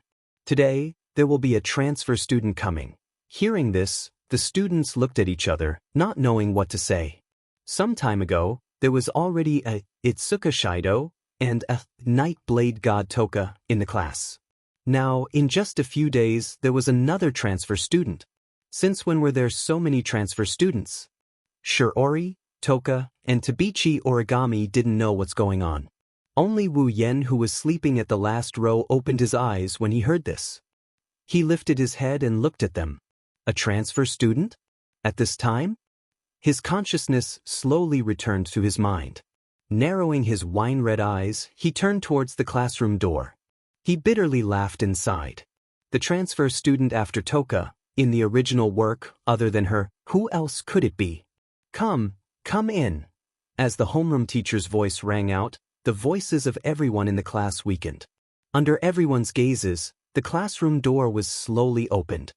The sound of footsteps echoed throughout the silent classroom. The person slowly walked up to the podium and revealed his true face to everyone. For a moment, the students who were originally waiting for a good show widened their eyes and were speechless when they saw the person's true face. Her long black hair was tied into 2 long braids and stretched out in front of her chest. She had long bangs on her forehead, but the length was completely different. The hanging bangs covered her entire left eye, leaving her right eye a wine-red color. It was smooth like a pearl under the black Duralaican high school uniform. A pair of black silk stockings were on her feet, making her look very charming. After writing his name on the blackboard, he turned around and smiled at everyone. My name is Toka Kurumi. That's right. The newcomer is the time fairy. Toka Kurumi. The Toka Kurumi who almost swallowed Wu Yen a few days ago. Seeing the beautiful Toka Kurumi on the podium, everyone in the classroom came back to their senses when they heard Toka Kurumi's voice. Everyone instantly fell to their knees before Toka Kurumi's beauty and screamed in surprise. Tokasaki Kurumi didn't seem to care about the students' reactions. She scanned the classroom with her wine-red right eye until she saw Wu Yen sitting at the back of the class with an expressionless face. Tokasaki Kurumi's eyes lit up and she flashed a sweet smile. Another wave of wolf-like howls erupted from the class. Hearing the cheers in the classroom, Wu Yen couldn't help but bitterly smile. He looked at the dignified and elegant Toka Kurumi. Who would have thought that such an existence would be a fairy who personally killed more than 10,000 people? If he didn't remember the battle with Toka Kurumi a few days ago, Wu Yen wouldn't have believed that Toka Kurumi was such a crazy fairy. Toka Kurumi's lips curled up as she retracted her gaze from Wu Yen. She smiled and said, "By the way, I am a fairy." The loud cheers came to an abrupt end. Everyone was a little stunned as they looked at Shikisaki Kurumi, who was standing on the podium as if he was talking about something insignificant. They looked at each other and froze on the spot. Wu Yen, who was sitting in the back row, bitterly smiled. As for Toka and Origami, their mouths were wide open. A drop of cold sweat dripped down the teacher's forehead as he looked at the silent classroom and dryly laughed. That's a really rich self-introduction. The form teacher wiped her forehead. She was a little dumbfounded. Why were the 3 transfer students in her class so good? In order to prevent Tokasaki Kurumi from saying anything else, the homeroom teacher quickly said, "Then, please take an empty seat. Before that, can you wait?" Tokasaki Kurumi interrupted the homeroom teacher. The homeroom teacher froze on the spot and forced a smile. "What's the matter?" he asked. "I'm unfamiliar with a lot of things in this school. So, I hope someone can show me around the school." Shit. Wu Yen had this thought when he heard Tokasaki Kurumi. He couldn't keep his cool anymore. He wanted to cry, but no tears came out. Tokasaki Kurumi said the same thing as the original work. "She's not going to pick me, is she? Does she think I will agree?" As if she didn't hear Wu Yan's inner thoughts, she didn't hear the other boys' enthusiastic invitations. Toshiaki Kurumi chuckled and she walked towards Wu Yen, who couldn't bear to watch this any longer. She walked towards Wu Yen, who was covering his face with his hands. "Can I ask you for a favor?" Shido-san. Toka Kurumi smiled elegantly and ignored Wu Yen, who was covering his face. Her voice echoed in the classroom and made everyone's jaws drop, including Toka and Shirori. Time seemed to have stopped at this moment. Not long after, the crowd boiled over. The girls whispered to each other and pointed at Wu Yen while the boys had a dark cloud hanging over their heads. They looked very gloomy and their gazes at Wu Yen looked like they were about to spit fire out of them. Who would have thought that a normal and unremarkable student like Shido would be able to attract the attention of a goddess? That guy. Toka, who was originally a bit lazy, suddenly became alert. She looked at Tokasaki Kurumi with hostility and gritted her teeth. "Why is it Shido? Could it be? Is it someone you know?" Shirori nodded doubtfully. She then turned to look at Toka, who was still fuming, and laughed inwardly. Looks like the vinegar jar is about to explode. All kinds of piercing gazes made him want to vomit blood. He almost cursed out loud. "Do you guys really want to be with such a dangerous person?" Tokasaki Kurumi giggled. She lowered her body and she whispered to Wu Yen in a voice that only Wu Yen could hear. "Like I said, you can't reject me." A demonic red glow flashed in Tokasaki Kurumi's red eyes as he scanned everyone in the classroom. His meaning was obvious. Wu Yen stared at Toka Kurumi's smiling face for a long time before he sighed. "Fine."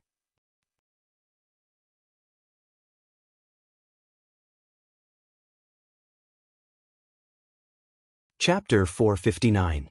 In the sky above Tiangong City, in Fraxinus, Ratatoskers members are in a mess in the command room. They're looking at Tokusaki Kurumi, who's sitting in Tortsuki Zen High School's second-year class 4. Their eyes are filled with disbelief and confusion. Even Kanazuki Kyuhei, Rain Murasame, and Yuki Chinyu are the same. At some point, the door to the command room opened by itself. Kotori, who was in commander mode, finally walked in. Her presence was like a tranquilizer. Everyone's faces lit up with joy as they calmed down a little. One had to admit that Kotori was indeed very authoritative in Ratatosker. Commander! Kanazuki Kyuhei, Rain Murasame, and Yuki Chinyu heaved a sigh of relief when they saw Kotori. She's like Ratatosker's pillar of support. They're all relieved when she's here. What's the situation? Kotori walked to the commander's seat and sat down. She said with a heavy expression. Her red eyes stared at Shikisaki Kurumi on the screen. No one knows what she's thinking about. Nothing important has happened so far. Tokusaki Kurumi doesn't seem to want to show off in Tortsuki Zen High School. Kanazuki Kyuhei reported. He's confused as well. He doesn't understand why Tokusaki Kurumi would come to his door. Kotori opened a pearl and put it in her mouth. That Tokusaki Kurumi, if I'm not mistaken, she's here for Shido, right? That should be the case. Yuki Chinyu said calmly. He's the one in charge of assisting his captain. No one knows Wu Yen better than him. Of course, other than Kotori, Tokusaki Kurumi just invited Captain to tour the campus and Captain agreed. Yatsuki Chinyu frowned and said doubtfully. That Tokusaki Kurumi should be a very dangerous existence. She's obviously coming for Captain. It's impossible for Captain to not know. But why did Captain agree to Tokusaki Kurumi's request to be with her? Isn't that dangerous? I'm afraid Shido had no choice but to agree. Kotori narrowed her eyes. Tokusaki Kurumi is a reckless person. If Shido rejected her, the students of Tortsuki Zen High School would be in danger. Hearing this, everyone suddenly understood. Yue Chinyu looked at the big screen and clenched his fists. But won't Captain be in danger? Kotori looked at Tokusaki Kurumi on the screen. Then, she shifted her gaze to Wu Yen, who is standing beside Tokusaki Kurumi. She asked him in a low voice. Shido, what are you planning to do? Kotori thought for a moment and turned to Yuki Chinyu. Have you contacted Shido? I did. Chinyu gritted his teeth. Captain told me to inform Commander that since Tokusaki Kurumi didn't make a move immediately, he shouldn't make a move now. Captain, you shouldn't act rashly. Observe the situation before deciding what to do. Kotori nodded. Shido's choice is correct. With that, Kotori stood up and shouted to everyone in the command room, everyone, prepare for battle. If anything happens to Shido, you are allowed to activate the battle mode. Yes. Everyone was shocked. Ratatosker's main goal was to save the elves, so this so-called battle mode had never been activated before. The only reason it existed was because of the AST. But now, it was allowed to be activated for a single elf. In the past, this was something that was simply impossible. However, no one hesitated and agreed. After all, the present was different from the past. Tokusaki Kurumi was not a kind-hearted fairy who could harm other living beings at any time. Against such a fairy, who was an important member of the organization, who could be in danger at any time, no one had any objections to starting a battle mode. Kotori's expression improved a little when she saw the order being carried out. However, she still frowned. She turned to Yuki Chinyu and said, Yuki, go to Tortsuki Zen High School. Be prepared to support Shido. Yes, Commander. Yuki Chinyu replied and ran out of the command room. Kotori glanced at everyone who's busy. She touched the sealing bracelet on her hand. Her eyes flickered with uncertainty. After a while, she sighed and looked at Wu Yen on the screen. She murmured softly. Shido, please be safe. Tokusaki Kurumi's participation is just a small disturbance in the daily life of the students who don't know anything. Even if something happens, it won't be a big deal. If it wasn't for Tokusaki Kurumi's outstanding appearance and elegant demeanor, she wouldn't even be able to cause a small disturbance. However, For those who know Tokusaki Kurumi's background, it's a big deal. No one can deny that Tokusaki Kurumi is crazy. Such a crazy elf was really capable of doing anything. When the bell rang, the people in the classroom looked at Wu Yen and Tokusaki Kurumi with envy and curiosity before leaving the classroom. For some reason, Toka followed Shiori out of the classroom after she said something to her. In the end, only Wu Yen and Tokusaki Kurumi were left in the classroom. Captain, I'm at Toritsuki Zen High School. Inside Wu Yan's pocket, Yatsuki Chinyu's voice came from the communicator. Wu Yen paused for a moment before calming down as if nothing happened. Yuki, go to Shiori's side. If Tokusaki Kurumi attacks, you must take her away from here. Make sure she's safe. What? Yuki Chinyu was shocked.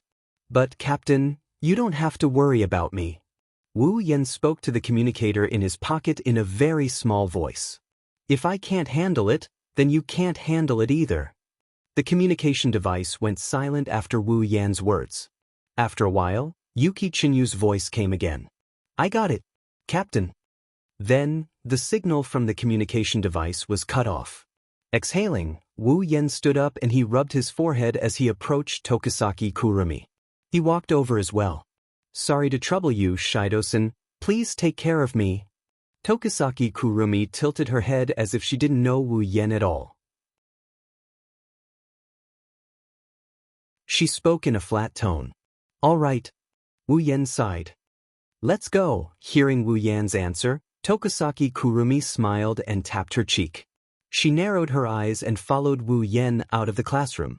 On the other side of the classroom, Tokusaki Kurumi looked at Wu Yen and Tokusaki Kurumi walking together. She muttered in dissatisfaction. What the hell is he doing? Why did he choose Shido out of all the girls? Toka doesn't know why, but looking at Tokusaki Kurumi, she felt an inexplicable sense of irritation. She couldn't understand why, but there was also a faint trace of unease. This kind of uneasiness was different from the usual uneasiness. He felt that this trace of uneasiness was a little dangerous. Let's follow them and take a look.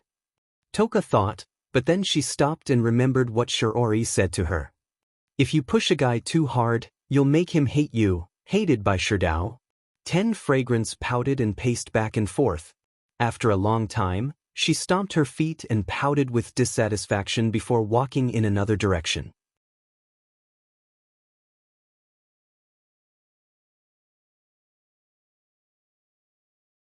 Chapter 460. Inside one of the corridors of Toritachi Zen High School, Wu Yen and Tokusaki Kurumi walked together. They looked at each other like strangers. They didn't even talk to each other. That's if you ignore Tokusaki Kurumi's constant glances at Wu Yen. As they leisurely walked along the corridor, neither of them spoke first. They tacitly walked in the same direction. If one were to observe carefully, one would discover that as the two of them walked, the number of people in the corridor became fewer and fewer. When they reached a deserted corridor, the two slowed down their pace. With his hands behind his head, Wu Yen yawned lazily. Finally, he started talking to her for the first time since they started walking together. So, what are you doing here? Tokusaki Kurumi. Tokusaki Kurumi chuckled. Her wine-red eyes flashed with a peculiar glint. She turned towards Wu Yen. Shido-sen, why do you say that? Wu Yen stopped. Tokusaki Kurumi stopped as well. Wu Yen turned around to look at Tokusaki Kurumi. Wu Yen snickered. Don't tell me you're really here for school? Tokusaki Kurumi's beautiful eyes narrowed into crescents. She took a few steps forward and approached Wu Yen. She didn't stop until she touched Wu Yan's body. Her head was still moving towards Wu Yen. Wu Yen frowned as he looked at Tokusaki Kurumi, who was getting closer. He couldn't help but take a step back. However, Tokusaki Kurumi didn't give up and continued to press closer to Wu Yen. Wu Yen had no choice but to step back. After a while, Wu Yen felt a cold touch on his back and he couldn't retreat anymore. He could only let Tokusaki Kurumi get closer to him and fall into his arms. From the outside, it looked like a girl in love falling into the arms of her lover. Her soft body fell into Wu Yan's embrace. Tokusaki Kurumi's huge chest pressed against his chest. It gave Wu Yen a strange feeling. However, Tokisaki Kurumi didn't seem to be satisfied. She twisted in his arms and looked at Wu Yan's face. Her face flushed red as if she was aroused. That woman! In the command room, Kotori saw this scene on the big screen and crushed the jewel in her mouth. The crisp sound caused everyone in the command room to shiver. They could feel their commander's resentment from this action. It would be fine if it was another elf, but it's Tokisaki Kurumi. Kotori is very unhappy. Tokisaki Kurumi's personality is a bit of a headache for Wu Yan. However, it's an undeniable fact that Tokisaki Kurumi has a face that can drive anyone crazy. Coupled with her blushing face, Wu Yan couldn't help but feel a little restless. Wu Yan didn't know whether to laugh or cry at this. Wu Yan suppressed the restlessness in his heart and looked away helplessly. I say, what are you trying to do? What's wrong? Tokisaki Kurumi tilted her head and smiled. Don't you like it, Shido-san? Wu Yan shook his head. Don't tell me you like doing this kind of thing. Tokisaki Kurumi nodded without hesitation when she heard Wu Yan's words. Ah, yes, if it's Shido-san, I'm very willing, I like it very much. Wu Yan gulped. He didn't know what to say and sighed. I don't think I have that much charm to make a beautiful girl like you fall in love with me, at least when you've only met me once. You're wrong, Shido-san. Tokisaki Kurumi's eyes glistened with tears. One could see the unconcealable blurriness in her eyes. Since the last time I saw Shirdao, I've been thinking about you. Every day, Shirdao's figure is flying and stirring in my mind.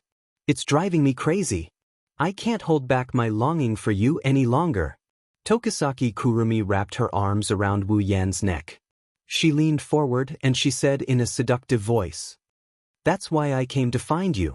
This is the only way we can be together. That's right, I am very happy right now. Tokisaki Kurumi's words are no different from a confession. Wu Yan's face was stunned. He couldn't stay calm anymore.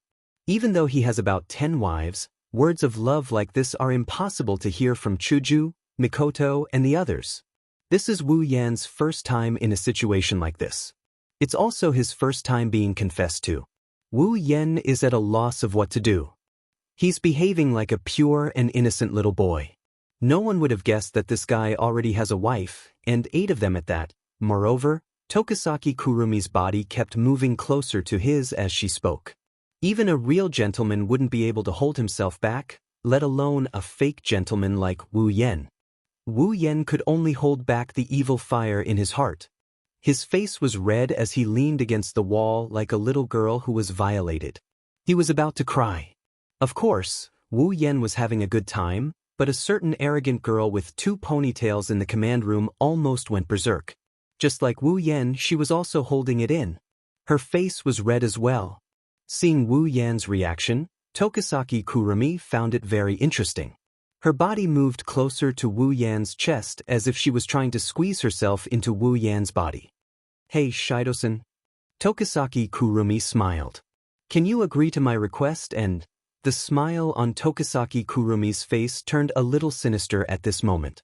Her wine-red eyes flashed with a hint of fanaticism as she raised her head and enunciated each and every word. What about merging into one body? Tokisaki Kurumi's words were like a bucket of cold water splashed on Wu Yan's head. His burning head instantly calmed down and his face slowly turned cold. I say, Tokisaki Kurumi.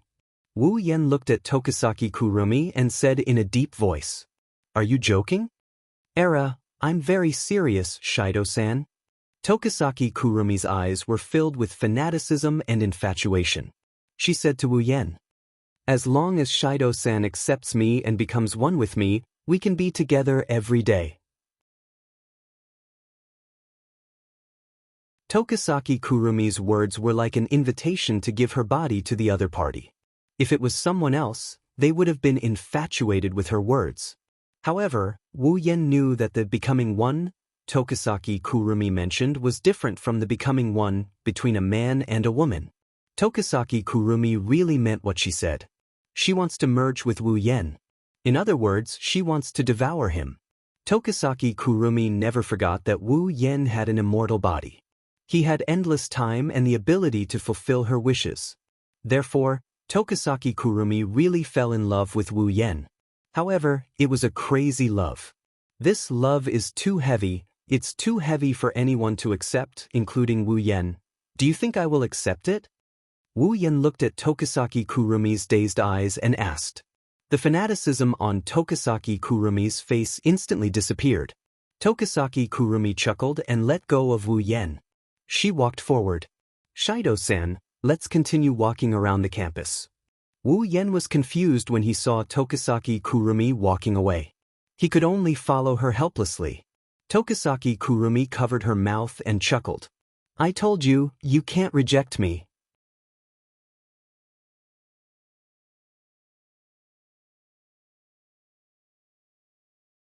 Chapter 461. After that, Tokisaki Kurumi behaved like a normal transfer student. She followed Wu Yen around the school and chatted from time to time.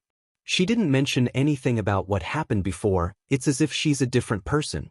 If it wasn't for the golden eye clock hidden under her bangs, no one would suspect that she's an elf. Wu Yen didn't say anything about Tokisaki Kurumi's actions. He acted like a normal classmate as he introduced Tokisaki Kurumi to the rest of the school. Those who didn't know would have no idea what the relationship between the two is like. Of course, even though the two of them seemed to be getting along so well, it wasn't easy for everyone in Ratatoskr. Not only did they have to keep an eye on Tozaki Kurumi, but they also had to constantly analyze her mood swings.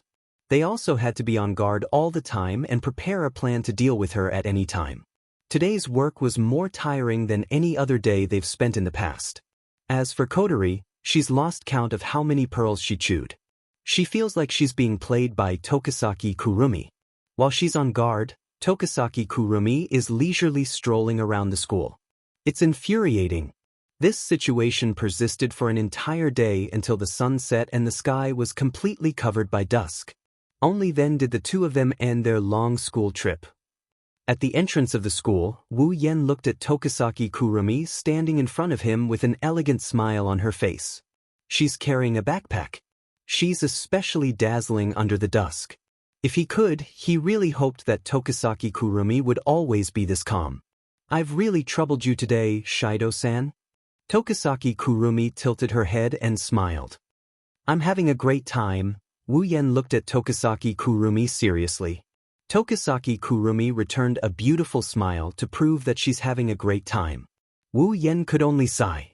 That's good, Tokisaki-san, you can call me Kurumi. Tokisaki Kurumi took a few steps forward and stared at Wu Yen's face with her red eyes. Wu Yen felt pressured. I know, Kurumi. Kurumi seemed happy to hear Wu Yen call her that. She rolled her eyes and said, Then, Shido-san, can you agree to another request of mine? Again. Wu Yan's mouth twitched. Don't tell me it's another request to become one. I don't have that kind of fortune. Shido, you're such a joker. Kurumi didn't care and looked at Wu Yen with a hopeful gaze. Actually, I don't know much about this city, so can I trouble you again, Sherdao? Can you take me out for a walk tomorrow? Wu Yen was surprised. This isn't an invitation to date, right? I just don't know if I have the honor to do so. Kwang-san said with a smile. There was no trace of shyness in her tone. It was as if she wasn't talking about a date, but a guest. Wu Yen frowned and he hesitantly glanced at Kurumi. Kurumi's unwavering smile and the anticipation in her eyes. She doesn't look like she's faking it. Wu Yen hesitated. To be honest, going out on a date with Kurumi is making him nervous. He's worried that Kurumi might not be able to hold back her urge to attack him and swallow him whole. But if he rejected her, let's not talk about how Kurumi would react. Let's talk about his side. Not only did he need to complete the second instance dungeon mission, but Kurumi wasn't evil to the core. On the contrary, she was actually a very kind person. Rejecting her just because her personality was a bit scary, it was a bit unreasonable. Kurumi saw Wu Yan's hesitation, so she didn't urge him. She just stood there and waited for Wu Yan's answer. The whole place became quiet. Shido, accept her offer. Kotori's voice came from Wu Yan's wireless earpiece. Wu Yen, who was contemplating whether or not he should agree to Kurumi's request, was surprised. His face remained expressionless, but there was a hint of doubt in his eyes. No matter what, Tokisaki Kurumi is still our target. If we can spend more time with her, we might be able to obtain some useful information. Moreover, this elf is still a little dangerous. It's a good thing to have her under our noses, Kotori analyzed calmly while curling her lips. Besides, if something happens, we still have Toka and Yoshino. With their abilities and your power, why should we be afraid of Tokisaki Kurumi? At this point, Kotori's voice was filled with displeasure. Unlike the original Kotori, Itsuka Shido's seal was too half-baked. Whenever the elves' emotions were unstable or they had a strong desire, they would be able to retrieve their power and regain their strength. But in this world, they can only wear the sealing bracelet. Once they wear it, there's no other way to remove the seal except for white sealing bracelet. This was also what made Kotori unhappy. If she could use her fairy force, she would have taught Tokisaki Kurumi a lesson for acting so recklessly. Kotori is confident in her power, she won't lose to Tokisaki Kurumi. And that's the truth. Kotori's words shattered the last bit of hesitation in Wu Yan's heart. He nodded and looked at Kurumi. I understand. Tomorrow, right? I'll be there on time. Hearing this, Kwang Sen finally smiled and closed her eyes. She took 2 steps back and softly said, Yes, Master Kwang San. I'm looking forward to it. I have a date with Shido. Then I'll take my leave. Kurumi turned around and ran away. She skipped and slowly disappeared from Wu Yan's sight. It's obvious that she's in a good mood. Wu Yan's face fell and he let out a tired sigh after Kurumi disappeared at the end of the street. Don't be fooled by the relaxed expression on his face. In fact, his mental state had been raised to the extreme for the entire day because no one knew better than him about Kwang San's insanity. If something goes wrong, there'll be a chaotic battle in the school today that's enough to kill countless students. That's why Wu Yen raised his vigilance to the highest level after spending a day with Kurumi. He didn't want to be caught unaware if Kurumi swallowed him. After all, even though he doesn't want to admit it with his current strength, he's still not bad against Kwang San Seong when he's not using Angel. But compared to Kwang San Seong who's using Angel, he's still lacking. I'm still not strong enough. Increasing my strength is the most basic solution. Wu Yen shook his head and rubbed his forehead to relieve his fatigue. He took a deep breath and looked at the direction Kurumi disappeared. If things went according to the original plan, there should be a few idiots who went to flirt with Kurumi and got swallowed by her. Of course, even though he knew Kurumi was swallowing people, Wu Yen didn't plan to intervene. If they were innocent, he could go and plead for them. With Kurumi's attitude towards him, she wouldn't offend him for a few ordinary people.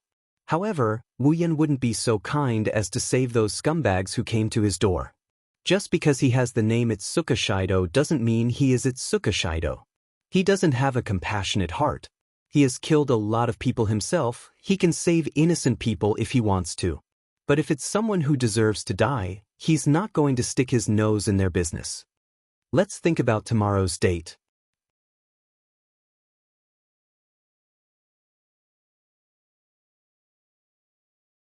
Chapter 462. The next day, Heavenly Palace City. Standing at the intersection of a certain street, he looked at the bustling crowd coming and going. He looked up at the sky and estimated the time. He couldn't help but sigh. In order to go out and have a normal date with Kurumi, Wu Yen put in a lot of effort, and only he knew how hard it was.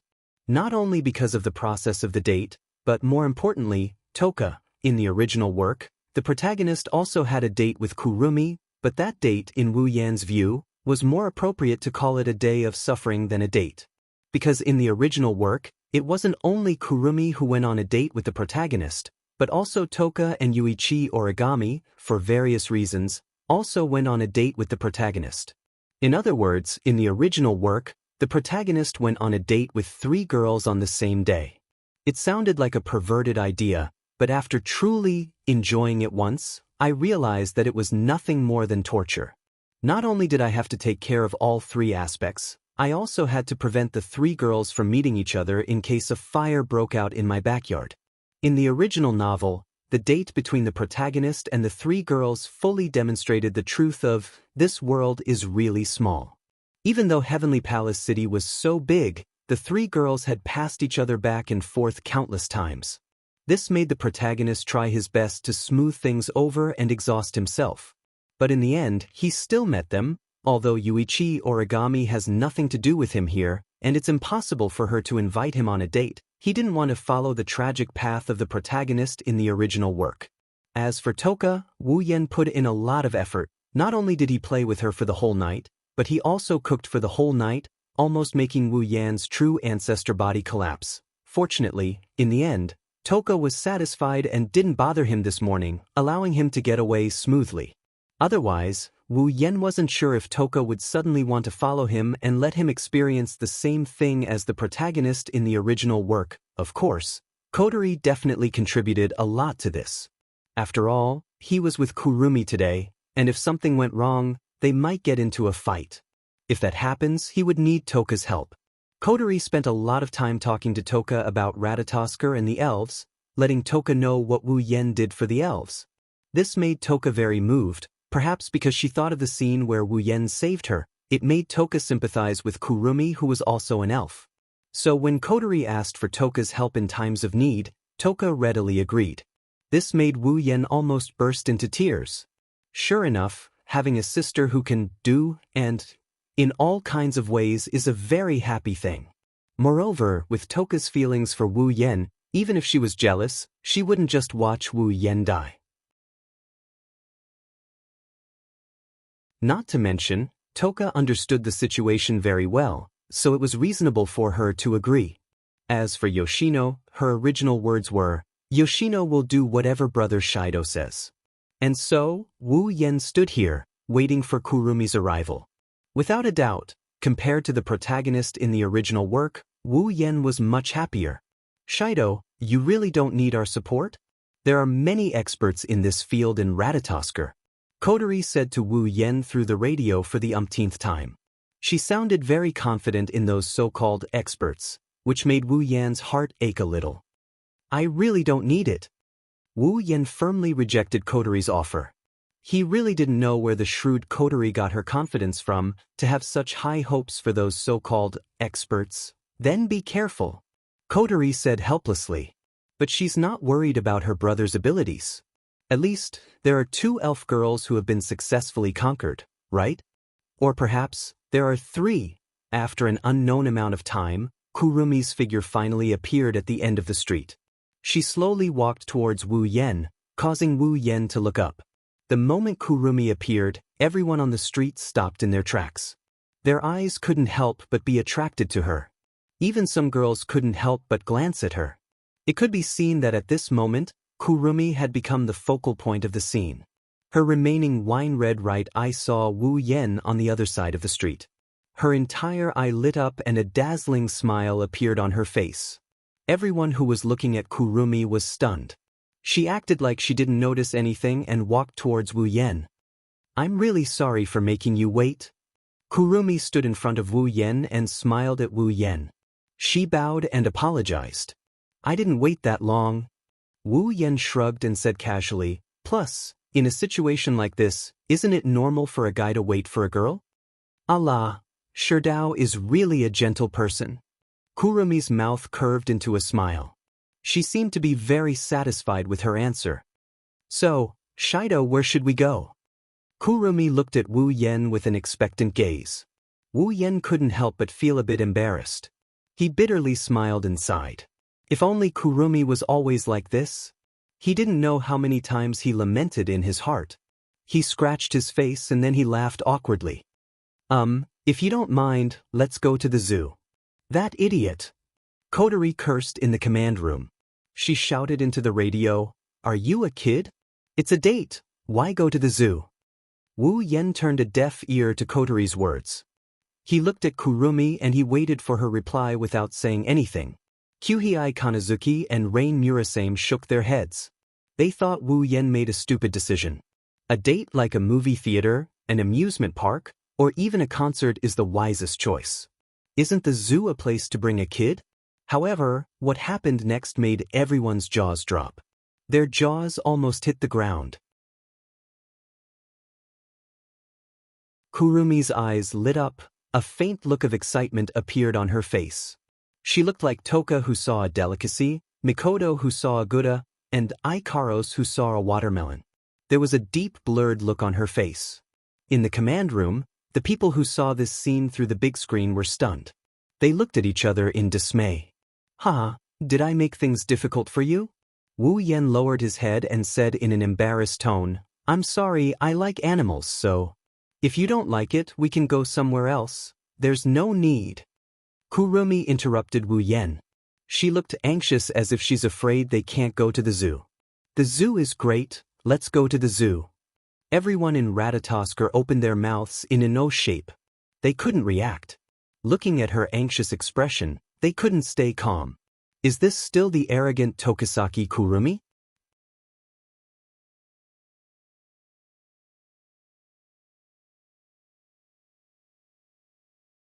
Chapter 463. On the big screen in Fraxinus' command room, everyone in Ratatoskr saw it clearly. After Wu Yen said, "I like animals," Kurumi's favorability bar increased by half. It almost reached 2/3. Everyone's eyes almost popped out of their sockets when they saw this. Their faces were filled with disbelief. They looked like they were deceived by the world. Even though they've only met Tokisaki Kurumi a few times, everyone in Ratatoskr knows a lot about her personality. Crazy. Acting recklessly. That's everyone's impression of Tokisaki Kurumi. And now, Tokisaki Kurumi's favorability bar increased by more than half just because she said, "I like animals." This is unbelievable. Even Kotori was stunned. She almost forgot to keep the pearl in her mouth. It almost fell to the ground. After a while, Kotori reacted first. She raised her eyebrows and looked at Wu Yen who was walking towards the zoo with Kurumi. She said with an unknown emotion, "Shido, you really are an unbelievable person." Kanazuki Kyuhei put his hand on his forehead and said with a bit of anger, "No wonder he's Ratatoskr's trump card. It wasn't him who was stupid, it was us who were stupid. Brother Commander's realm is not something we mortals can compare to. This is the true god of strategy." The people in the command room looked at Wu Yen on the big screen with admiration. Their eyes sparkled with starlight. How should I put it? That look is pretty disgusting. On the other side, Wu Yen who was walking towards the zoo with Kurumi heard everyone's comments. He smiled but didn't say anything. He was very proud of himself. Who wouldn't know that Tokisaki Kurumi liked animals? Even if they didn't know, they could easily find it on Baidu.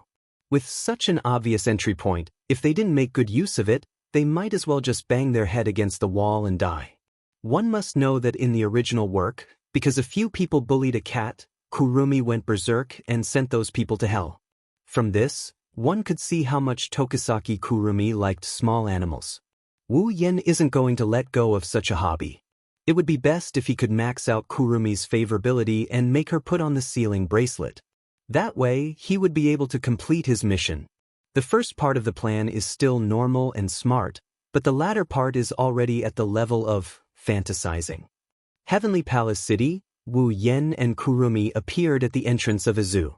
After they entered the zoo, a panda wearing a panda costume appeared in front of them.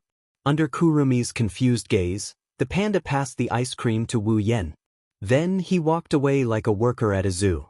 Kurumi was quite confused about this. After all, she never heard of an ice cream in a zoo. Only Wu Yen took the ice cream in his hand and continued walking with Kurumi. Wu Yen gave a thumbs up to the panda without Kurumi noticing.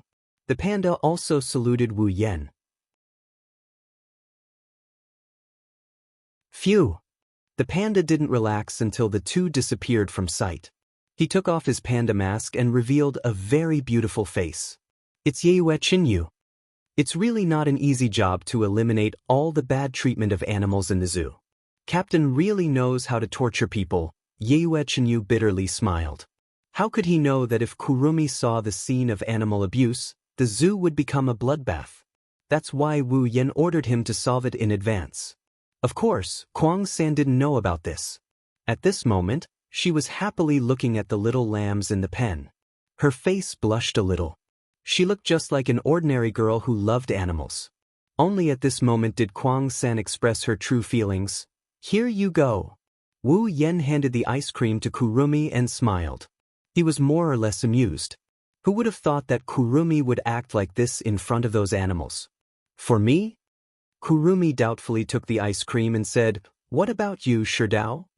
Well, there's only one ice cream. Of course, it's for a lady. Wu Yen didn't care about it and smiled. This. Kurumi hesitantly raised the ice cream in her hand and said with a smile, Sherdao, why don't you eat with me? Great. Wu Yen shouted in his heart, but his face was full of embarrassment.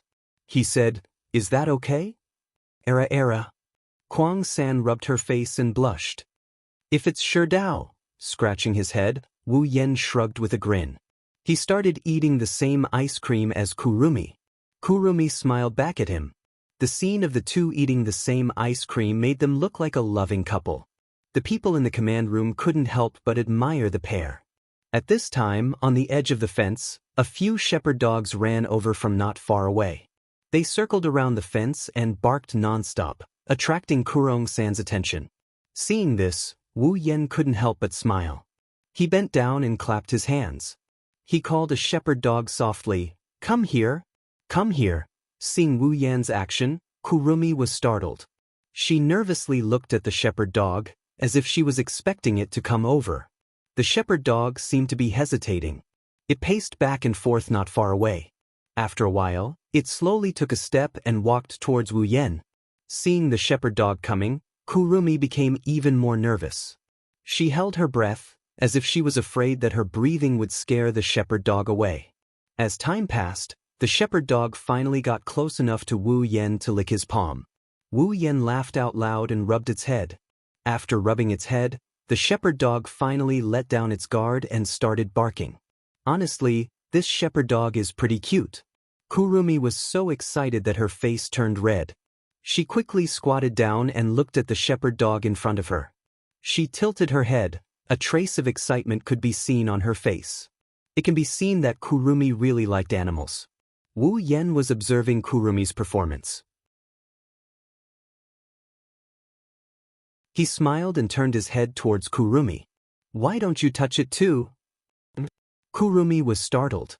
She hesitated and said, Can I? Won't it scare it away? It won't. Try. Wu Yen shook his head with a smile. He didn't expect Kurumi to be so careful around an animal. She's worried about scaring it away when she's just touching it. No wonder she got so angry when she saw people bullying animals in the original work that she even summoned her spiritual equipment. Kurumi's eyes flickered. She looked at Wu Yen for a while and then looked at the shepherd dog barking at her. She couldn't help but like the shepherd dog. She finally reached out her hand and patted the shepherd dog's head. The shepherd dog comfortably snorted twice and barked at Kwang-san again. Then, it ran in front of Kwang-san and threw itself on her, licking her cheeks. It's itchy. Kurumi couldn't help but hug the shepherd dog. The wet and itchy feeling on her face made Kurumi laugh. For a moment, the scene of a young girl being licked by a dog and the smile on Kurumi's face formed a very beautiful scene. You're tuning in to the Passion Pages YouTube channel. We're so grateful for your support, and don't forget to subscribe to join us on this incredible journey through captivating stories. Your generosity through donations truly makes a world of difference, as it's the primary source of revenue that allows me to expand and enhance this channel for you. Thank you from the bottom of my heart for being a part of this adventure.